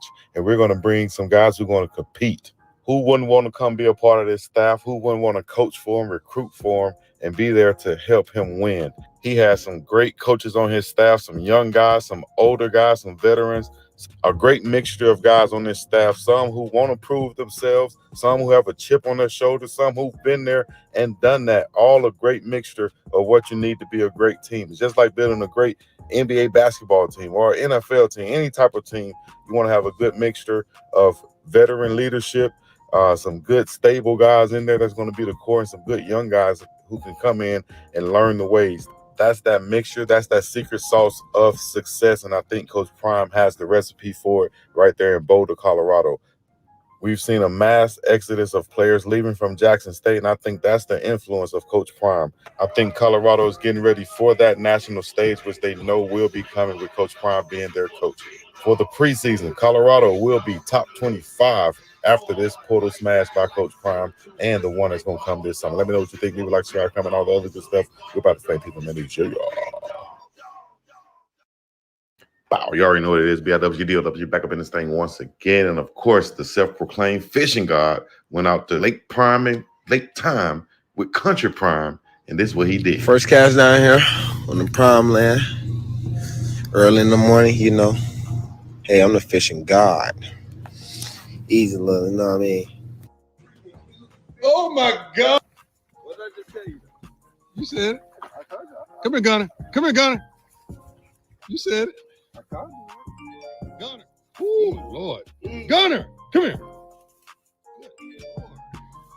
Easy 5-pounder. What is it? The first cast over here? Hey, man. Can I get a close-up, sir? It's different, man. Look at that hook. Jesus. Told you, bro. Jesus. Best fisherman you ever brought on this. I don't know about that. I don't know about all that. I don't know about all that. Oh, no, that's a big bass. What did I just tell you? You said it. Oh, my God. Didn't I tell you that 10 times? Oh, my God. Oh, my goodness. No. Oh, Lord Jesus. Oh, my God. Crazy. I told you you had a big fish. No. You got to be kidding me. Oh, my God. What did I tell you? Oh, my God. That's ridiculous. Just whoop me. Okay, Trey. Oh, my God. Look, hold it up to the side. Jesus Christ. This is crazy. Yep, Big Tribe, you already know he got the NIL deal with a couple fishing companies, and he's doing his thing in a major way, an outdoorsman at heart, and that meshes well and fits perfectly right into Country Prime, Deion Sanders, who loves to be outside also. These two are match made in heaven, dog. I'm talking about both of them are uber athletes, and they love fishing and being outdoors. Travis is about to have the time of his life out there. That's like an outdoorsman playground. You feel me? Let me know what you think. Leave a like, subscribe, come out with other good stuff. We're about the same piece of nothing. Sure, y'all. Yes, sir. Oh, now to everybody out there, happy Thanksgiving, happy holidays, and shouts out to executive chef Carl Solomon, my dog, doing his thing out there in Colorado. And you know he put on for Thanksgiving. This is pre-Thanksgiving right here. So you know he went in for Thanksgiving. I'm gonna show you that coming up right now as you see the chicken and the hamburgers and the salmon and the patties and so on from this past week before even holiday week. Then you go to Thanksgiving. Oh my gosh, he showed out. Shouts out to that chicken katsu right there. Iski. Oh my goodness. Mochico chicken right there. That shrimp right there. Fried rice, noodles in the building. Oh my gosh. Brussels sprouts. Nice fresh salad. Fresh fruit. And here we go for Thanksgiving. Got the thyme and the rosemary and the onions and everything stuffed inside the turkeys. Easy. Looking good. Doing it the right way with that rub on there. Shout out to Course Works for the custom ice sculpture with the CU logo and the helmet on there. There you go to the pot roast. My goodness gracious. You talking about some good, flavorful looking pot roast with the seasonings in there. Then you got the turkeys going in, doing their thing to start the show. I know they ate good in Colorado. Everybody on staff, athletics department, and so on. I know they ate well up there in Boulder, where it's definitely colder, but it's cold-blooded. You know, they had to eat right. They have a big game this week versus Utah, final game of the season. And you know, everybody's going to be coming out supporting the team and hoping that they can do well and do the best and perform at the top level. And this is what's going to help them right here. Them good old collard greens with no smoked neck bones up in there. What? Them leg quarters from the turkey? What? Man, them collard greens look good. All I need is some good cornbread. The Jiffy type too. Got the shrimp cocktail with the ice sculpture. Man, I'm getting hungry just looking at this, dog. What? Let me know what y'all think, man. Get in the comments. What would have been your favorite meal? What would you have been smashing on out there eating? You see Coach Prime getting right. Got some good chicken. Coach said, and Chef said, so thankful for the amazing group of people I get to work with every day. This was a team effort, start to finish. Thank you. Happy Thanksgiving, Buffs. And you see Coach Prime digging in, going in. Shouts out to Uncle Neely doing this thing, getting the content. Bucky, Darius, the whole squad, the whole staff. Ooh, look at the dessert table. Easy. If you're a dessert eater, I know your mouth is watering looking at this. All I need is apple pie, pecan pie, sweet potato pie, and I'll be good. All this other stuff is extra for your boy. Look at that chocolate. Man, I'll smash a chocolate cake any time of day. But y'all check out Executive Chef Carl Solomon on his Instagram and all the other good stuff. Follow him. Look out for more features from Chef Carl Solomon on the Big Dog Chico Sports Network right here on this channel. YouTube, Facebook, Instagram, Twitter, all the other good stuff. Holla at your boy. All right, here we go. Let's see what Coach Prime had to say. Saying to you, Chef. Yeah. Coach, what do we think? Dugging with Yes, sir.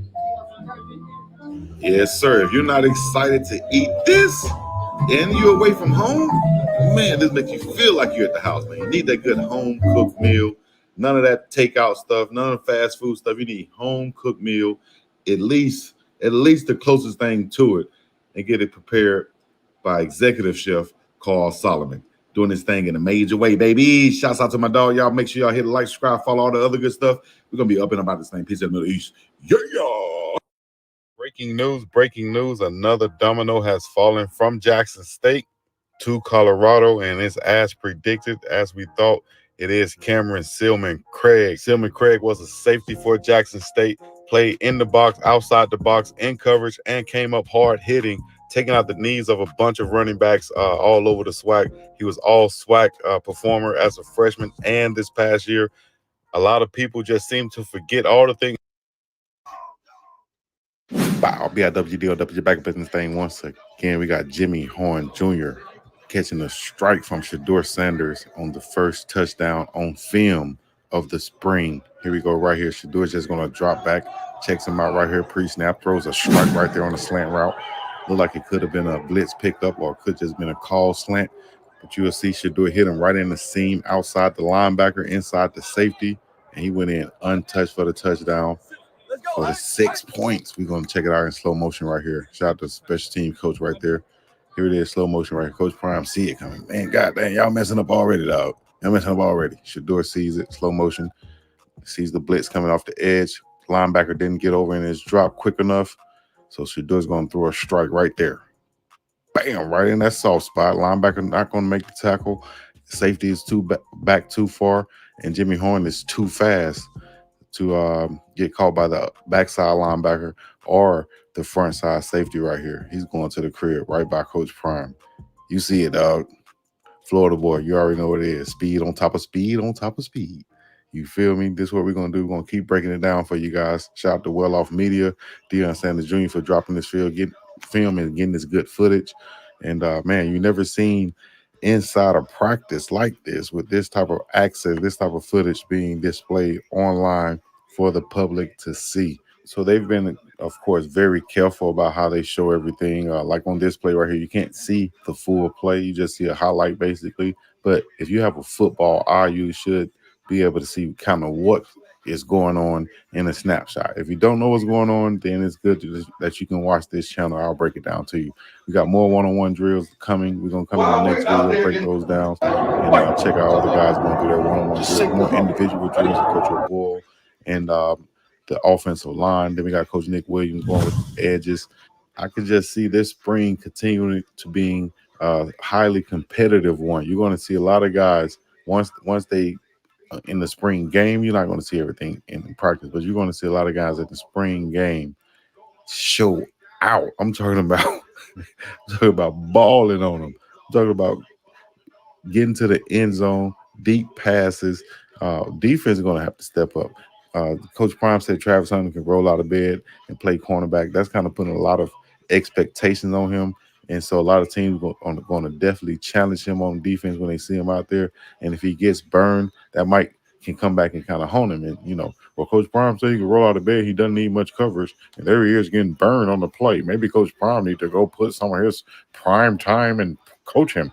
You know how they're going to hate on him. So hopefully Travis can hold his own on defense. and really put up some points on offense, because he does have to spend more time on offense to understand what's going on, the way that the offense is ran, and the way that he'll be used on defense. So more to come. Let me know what you think. Leave a like, subscribe, comment, all the other good stuff. Jimmy Horn Jr. scoring the first touchdown of the spring that we've seen. You dig? Come on, dog. Come on, dog. Hit the like button and subscribe. We're about this thing. Peace and peace. Yeah. Coach Prime is looking to rack up. He just signed this big physical JUCO safety, Anthony Robertson, who had offers from all over the country. He did an interview with Rival Sports, and he said that the coaches basically told him, hey, come, we need another guy on the other side of what? Of who? Travis Hunter. He said Travis Hunter was one of his pitching points, that he was going to come play on the other side of Travis and be another lockdown corner. So that was a little intel right there that the coaches, at least the coaches, think and believe that Travis Hunter is coming. Yes, sir.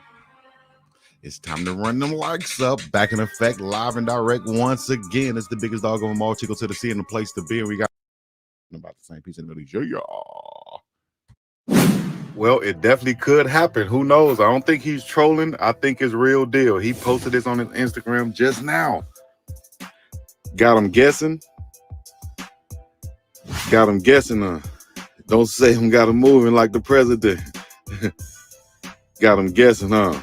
Don't say too much. Got him moving like the president. That's what Kamani McLean has posted on his Instagram with his total photo shoot from Colorado featuring Coach Prime, featuring the snow that they're saying that Florida boys cannot adapt to, but he's showing different. Coach Prime probably has put in the work to convince him, along with that coaching staff, and we will possibly see him teaming up with Travis Hunter, being coached by Coach Prime. Deion Sanders is the greatest to ever do it at the cornerback position in the football league, whatever level you want to put him on. This guy is the man to get these guys to the next level. When was the last #1 draft pick out of Miami, especially from the cornerback position? When? Coach Prime can do that. He got one primed and ready to go with Travis Hunter, and now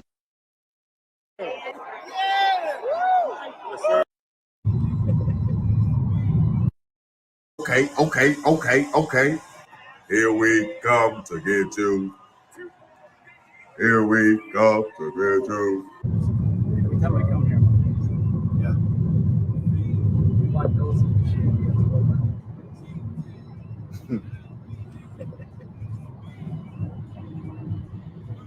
Sure. You know what I tell them? I go, you know, for this position, do whatever I can.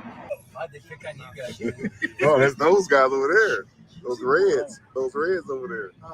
Carpenter or builder. You got it right. The Royal Engagement defense, baby. Hey guys, shirts.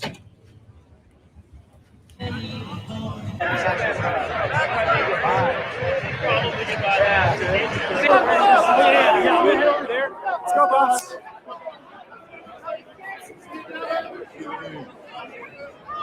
Let's get it in.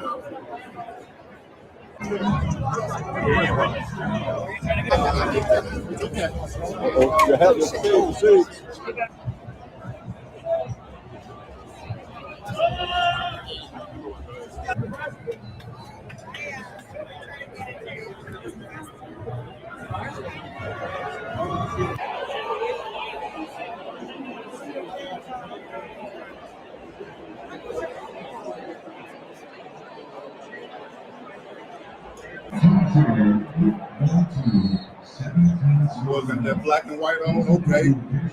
Let's go. Let's go.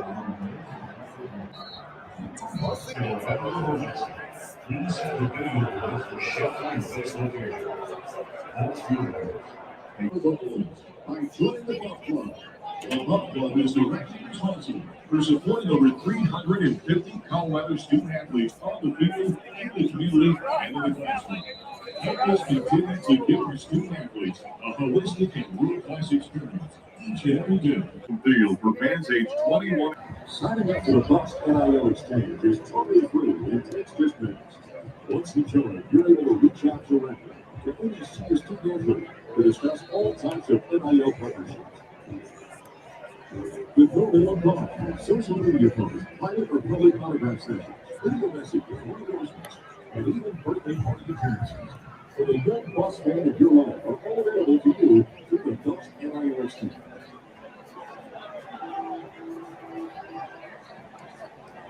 So what are you waiting for? Sign up for free today at superbus.com/extend. Go Bucks.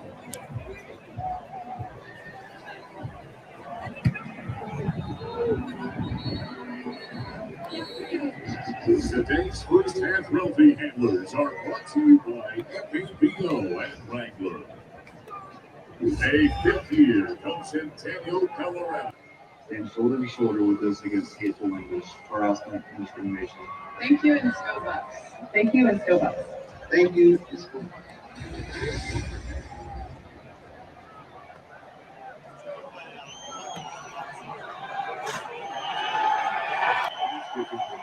Let's go, two, baby. Let's go.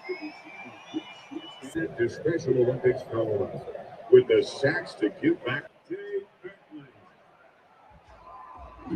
Junior, number 25, Marvin Ham II. And nickel, junior, number 7, Cam Nice. I'll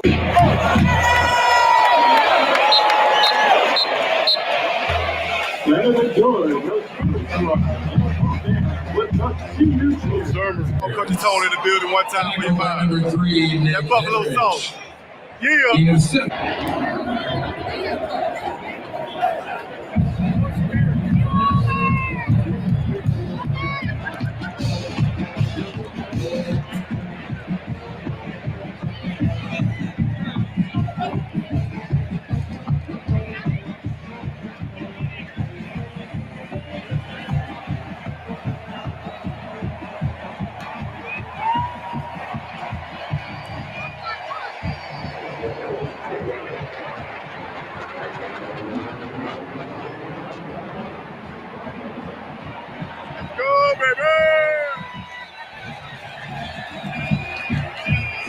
Alrighty, my friends, it's time to hear you join us in going out C-O-L-L-R-N-U-O. Let's do it.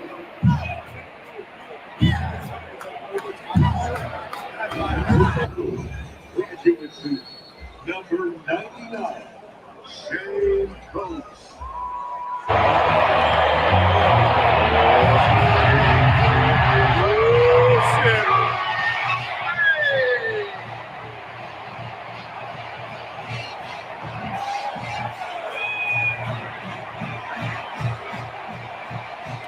Yes, sir.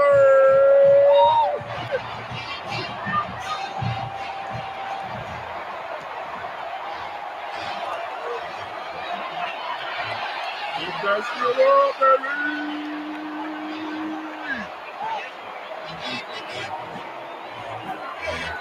Okay.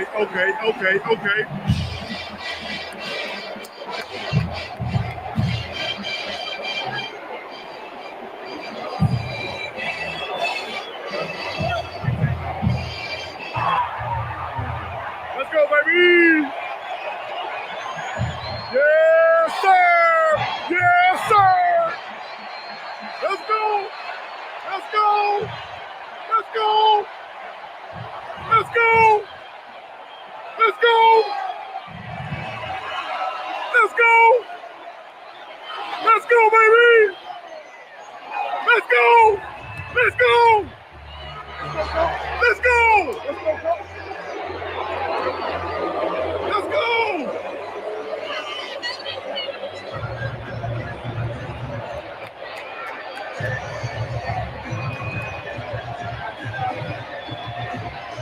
Go out, T. Let's go, baby. See, goes hard, baby. I see you, baby. Let's go. Let's get it.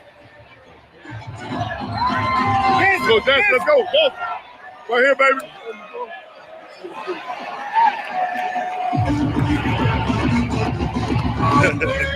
Let's get it. Welcome to Folsom Field as we kick off our 100th season. Today's matchup features visiting Nebraska. About to get it today, baby. Let's go, Sean. About to get it, baby. Let's go, baby. Let's go. Let's go.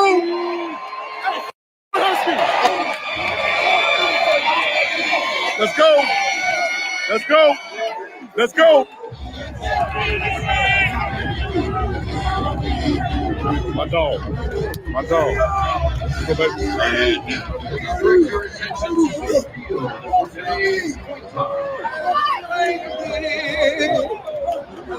get it, baby.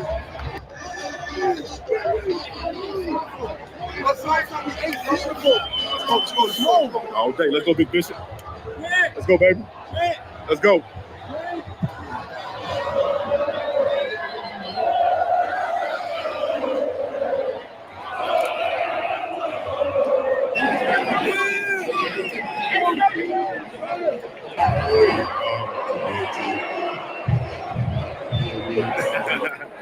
I'm here, baby. Let's get it. Love it. Yes, sir.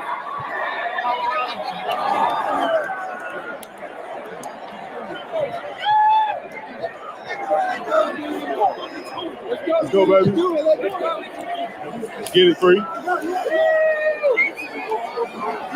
it up.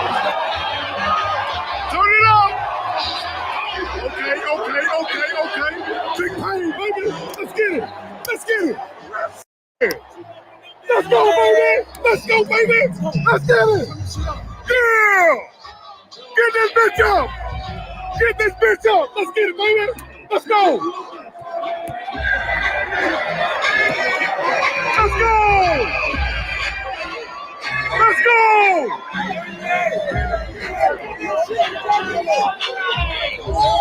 Let's go.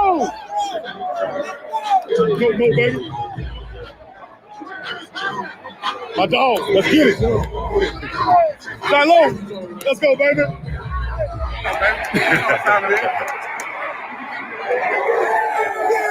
Hit him in the mouth. Oh. Big return to the 27 yard.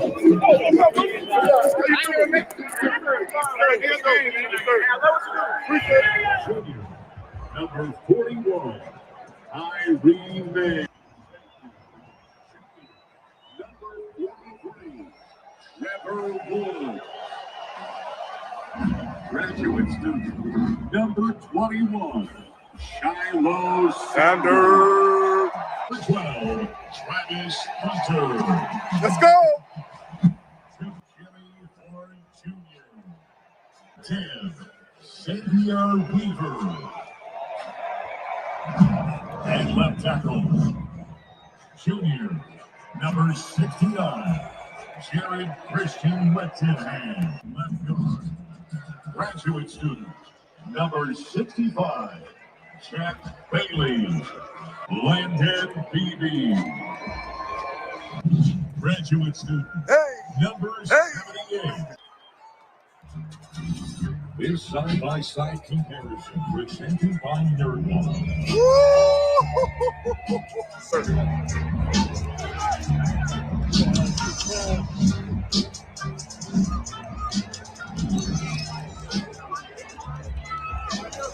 Compare top financial products side by side with Nerdball. Yes, sir.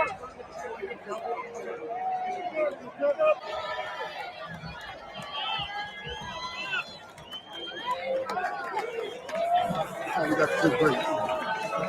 Big shit. Look here, man. All right, fans, time to turn your attention to the north end zone. Notice and welcome in today's Skull Buffs Kid of the Game, presented by Shield. Today's Skull Buffs Kid is 10-year-old Noah. For Noah, our Skull Buffs Kid of the Game, presented by Shield.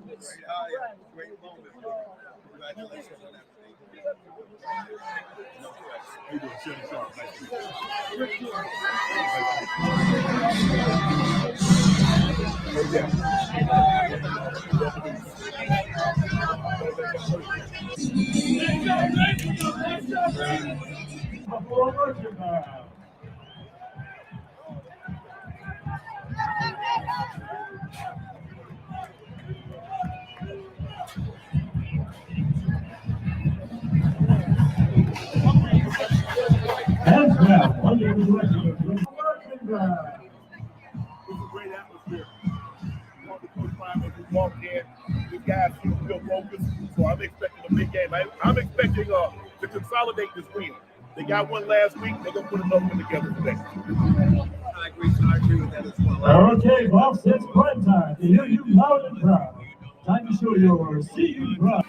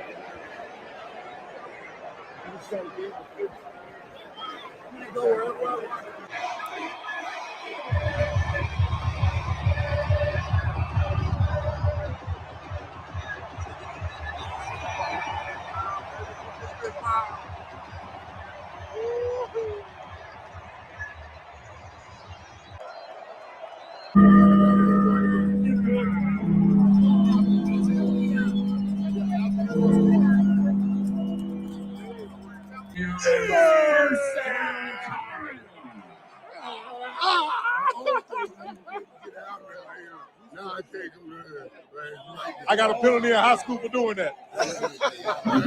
Versus the ball carrier.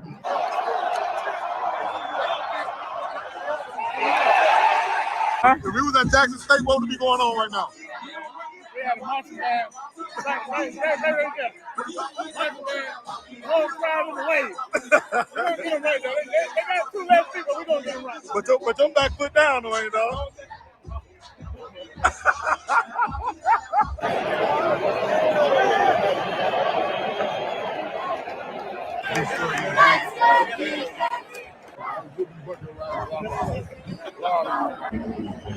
He received 13 awards and medals in his 30 years of service, including a Bronze Star medal. Staff Sergeant Bucky. Oh, look at the shot. Hello? Chico.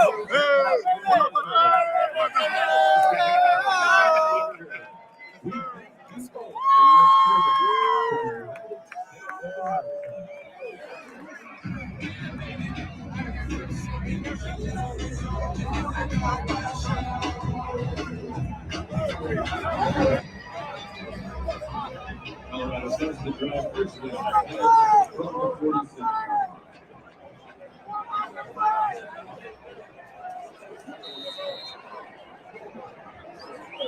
Come on in.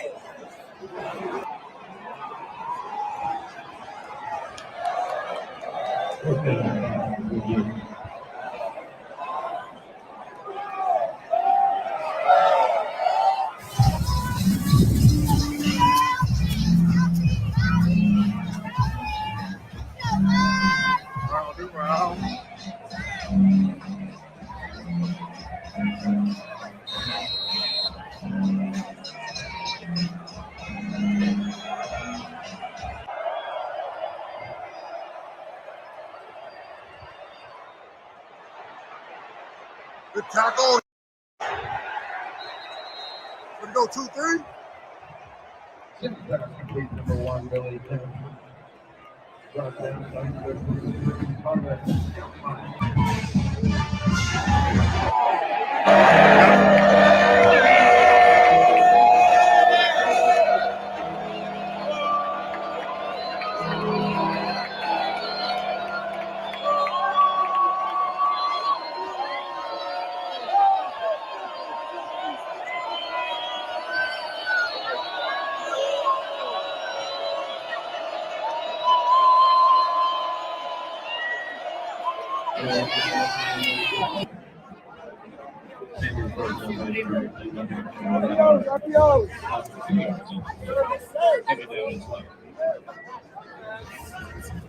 Hey, small.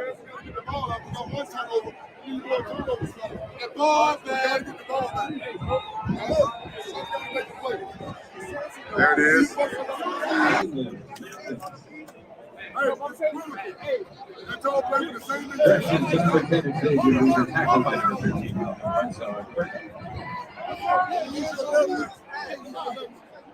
Let's go, let's go, let's go. And cheer on Colorado soccer tomorrow at noon when the Bucks take on.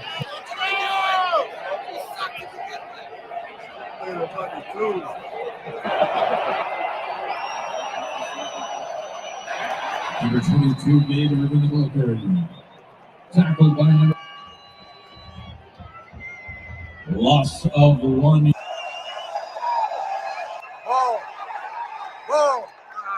Number 30, Tristan.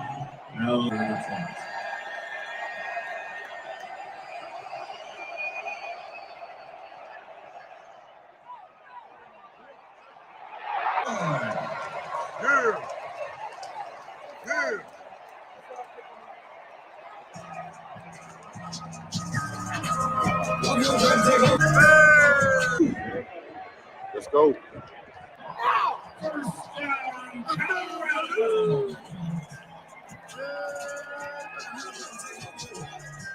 Number 17, James Feely to attempt the field goal.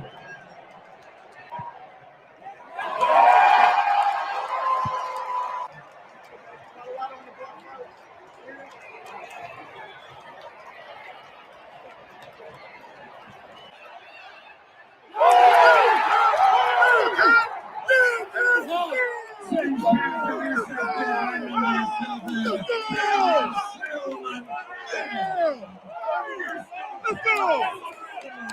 Hit it! Hit it! Hit it! Hit it! Hit it! Yeah! Yeah! That's what I'm talking about.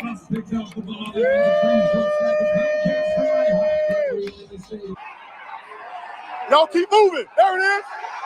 Yeah! Yeah!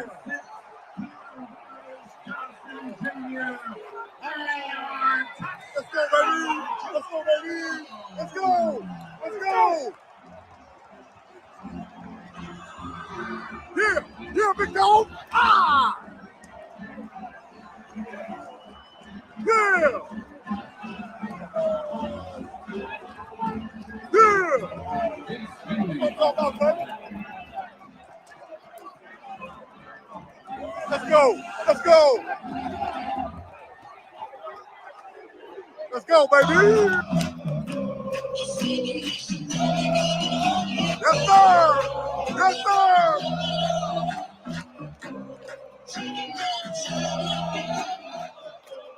Hell yeah! Wrap it up. Was brought to you by Safeway. Travis Hunter. Big 2-1 Headache Gang CEO. Them clean jerseys right there, man. Clean right there. Big silo. That is not the first round of the score. Colorado 13, Nebraska 0. Let's go, baby. We good, we good. Big Green, what's up, baby? We good. Way to go, baby. Way to go, baby. Yeah. Come on, buddy.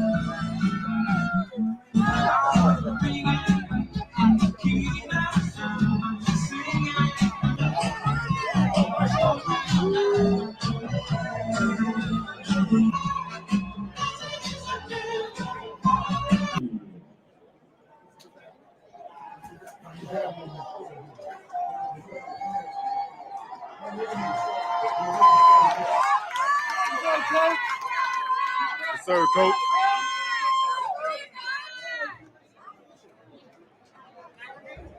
Team creative, team work. That's so sweet.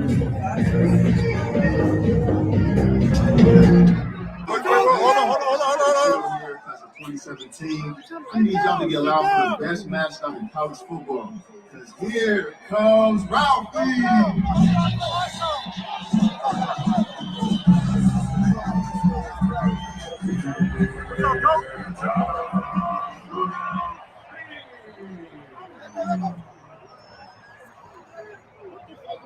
And your Colorado Buffalo. Hey, y'all, run that.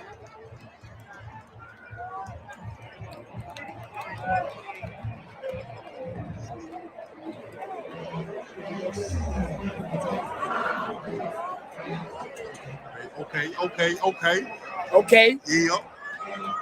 I ain't even got nothing to say. FLA in the I building. ain't got nothing to say.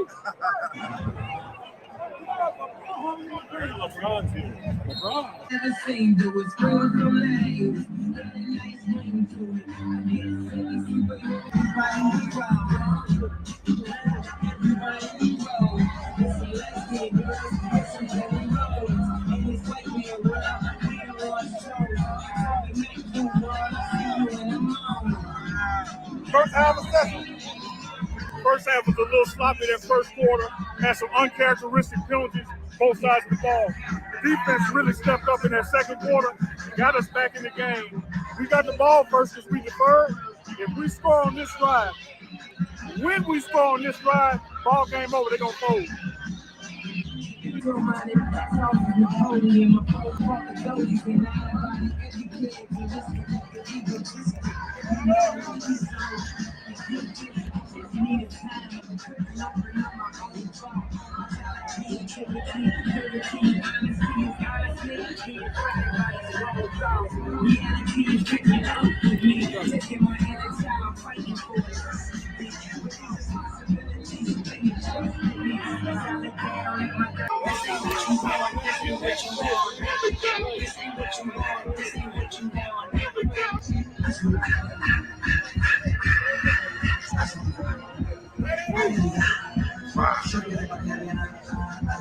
gotta put that back foot down, dog.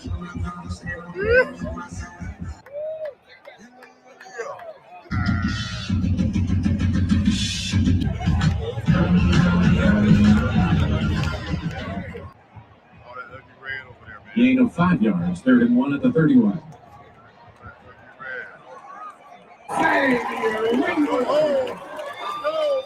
Let's go. And that Deshaun Singleton in coverage. Touchdown, Colorado! On the throat, boy.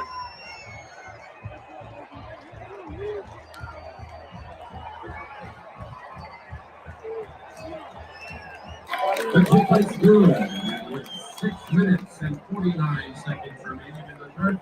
Give me that.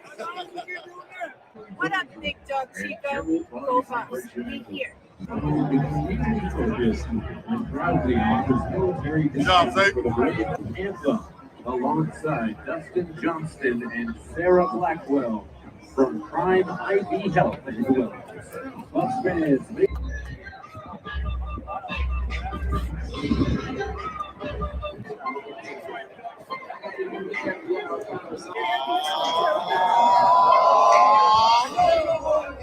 Let go. Now, Bobby. Break that soldier block.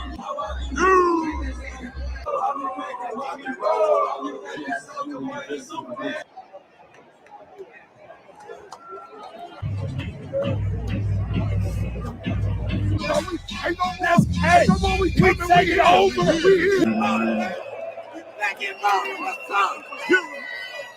We think about prime. Come on, they know more. We coming. We here. They talking about. We popped out. We showed out. We did what we supposed to do. Salute the prime. After first down and 15 from the 20-yard. Coach Brown, aka Coach Brown, best imitator ever.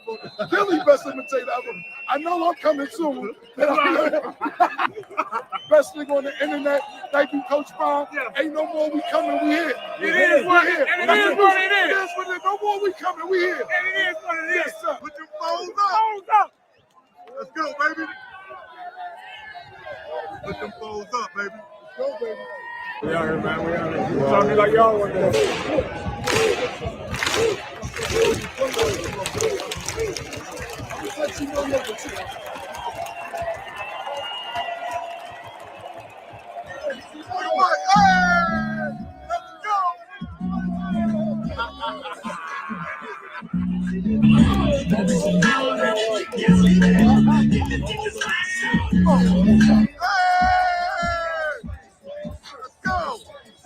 Let's go.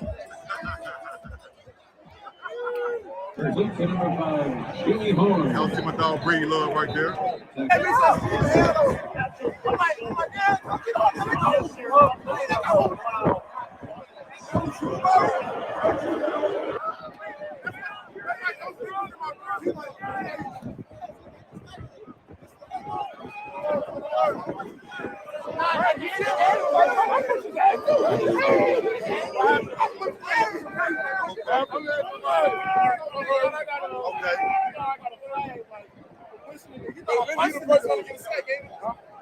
All right, you deserve it. That shit was an ass. That was going on. I got there first.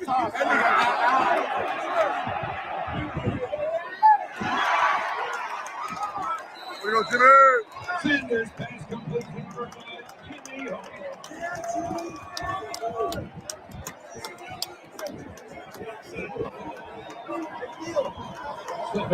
Yard gain, good for a Buffalo. We're going to drop it back.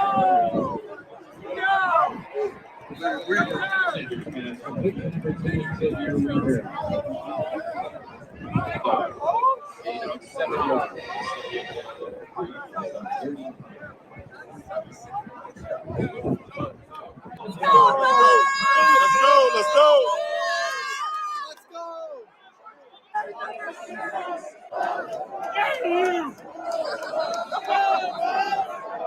Easy, baby. Woo!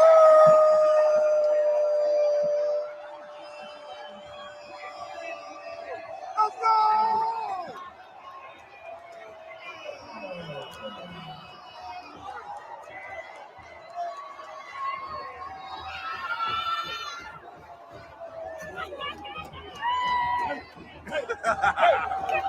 Yeah! Yes, sir!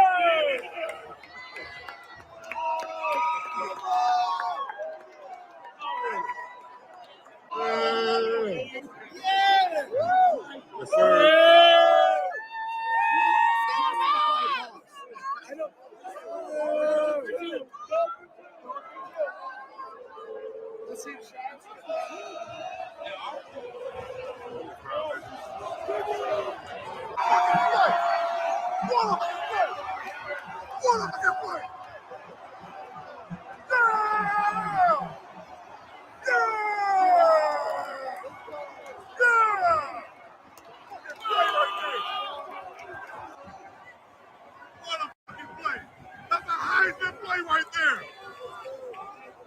That's a Heisman play.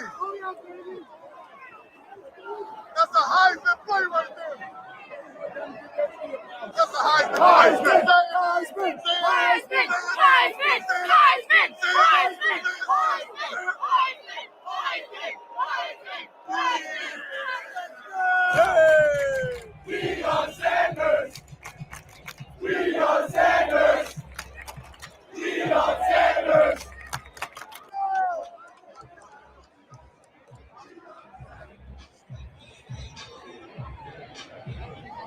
It does not make sense. That's a Heisman play right there.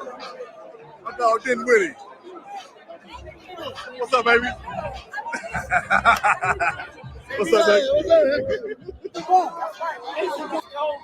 Yes, sir.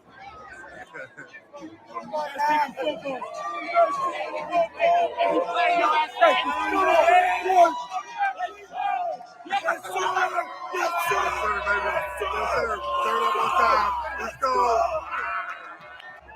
Hey. Yes, sir. Let's go. BiggDoggChico.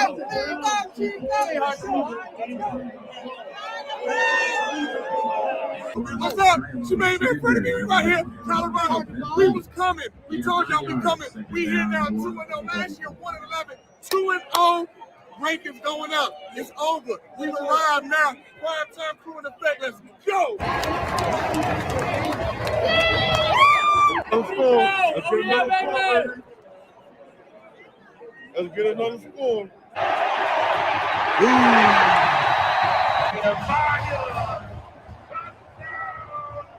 Right there, baby.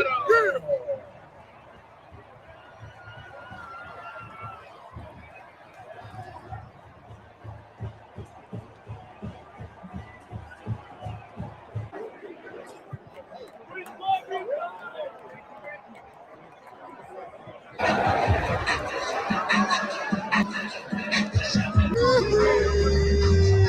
36-7. I said 46-10 or 52-10. I'll take either one. But 36-7 is just as good, man.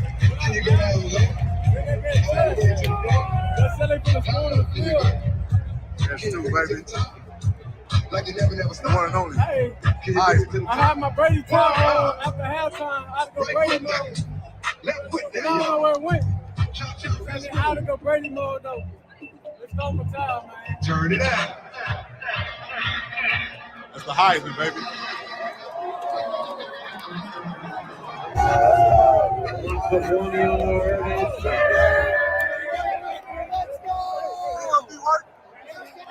Let's go, Bucks, y'all.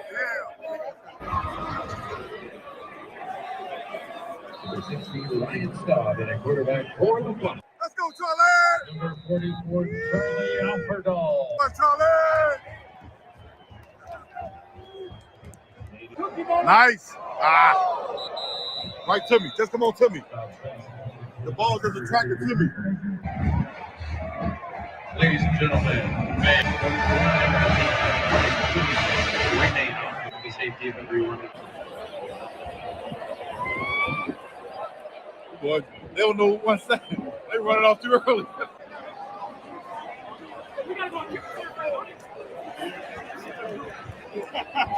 One second for next week. He being hard-headed, and he going this way, and everybody's gonna run the field. Please, hey, I hope he's still out. Look at him, bro. We gotta go that way. Look it down. The request of Coach Brian at the Bucky Hold on, for the safety of the team. On your side.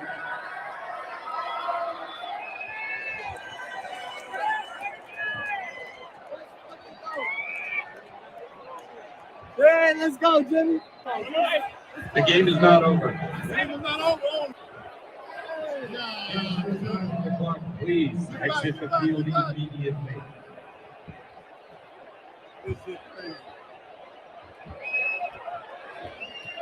Please get off of the field.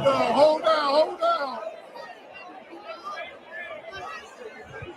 Hey, Robin. Rick George ain't playing that. Rick George is not playing that. Rick George like a principal out here today. Get the hell back in the stands. What the hell is wrong with you?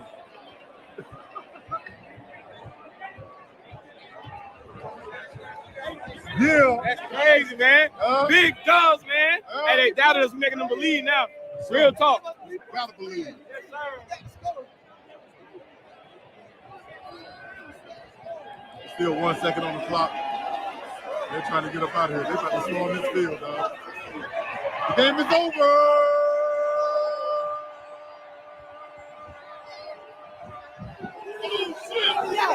Let's go, man.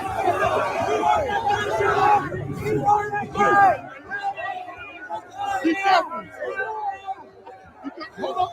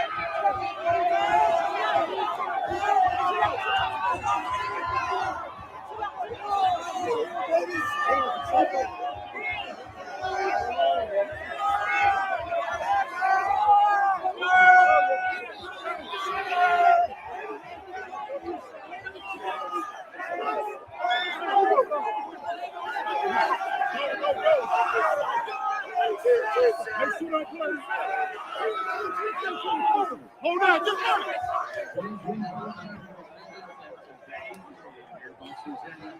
Next Saturday, September 16th to host Colorado State. It's the Bucks where visit CEF's official secondary ticket at SeatGeek.com to let you know seats. Until we see you again, please block, and Allday get home safely. Thank you. Good out here too. Yeah.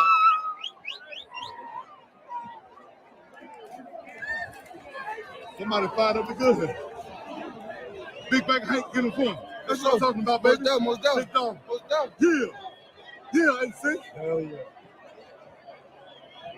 That's what I'm talking about, baby, Big Hank. Yes, sir. Yes, sir. Yes, sir, Big Pen. Yes, sir. Whatever. Way to go, baby. Yo. Big Lenny, what's up, baby? You take a picture of me? Hell yeah. Okay. Let's go. Let's go. Keep it up.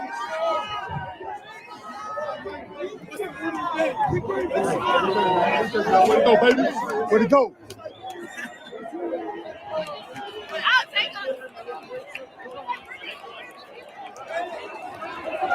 Yeah. Yeah. Yeah. Yeah. Hell yeah. Yeah. Yeah. Yeah. That's what I'm talking about, baby. Oh, yeah, JTL. Shake them haters off. We here, baby. We here. Chico.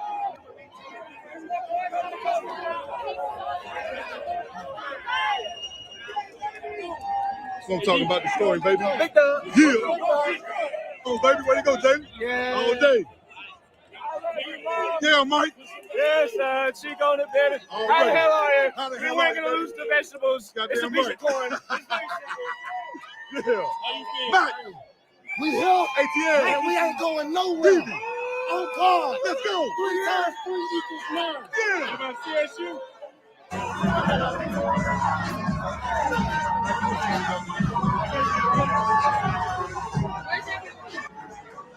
Where to go, Jimmy? You know, baby.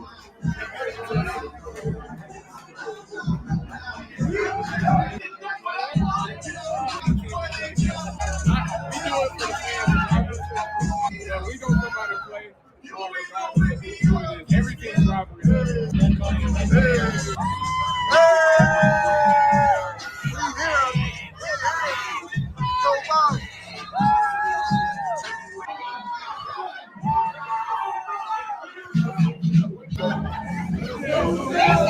Yes, sir.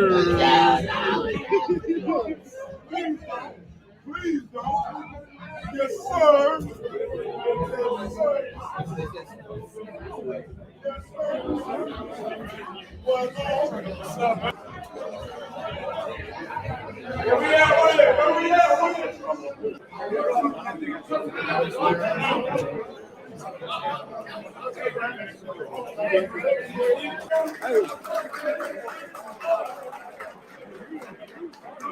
We go, Coach.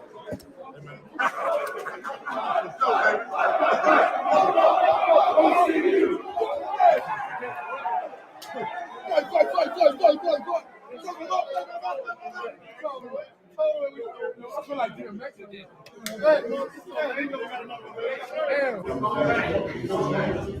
Okay. Randall, nice to meet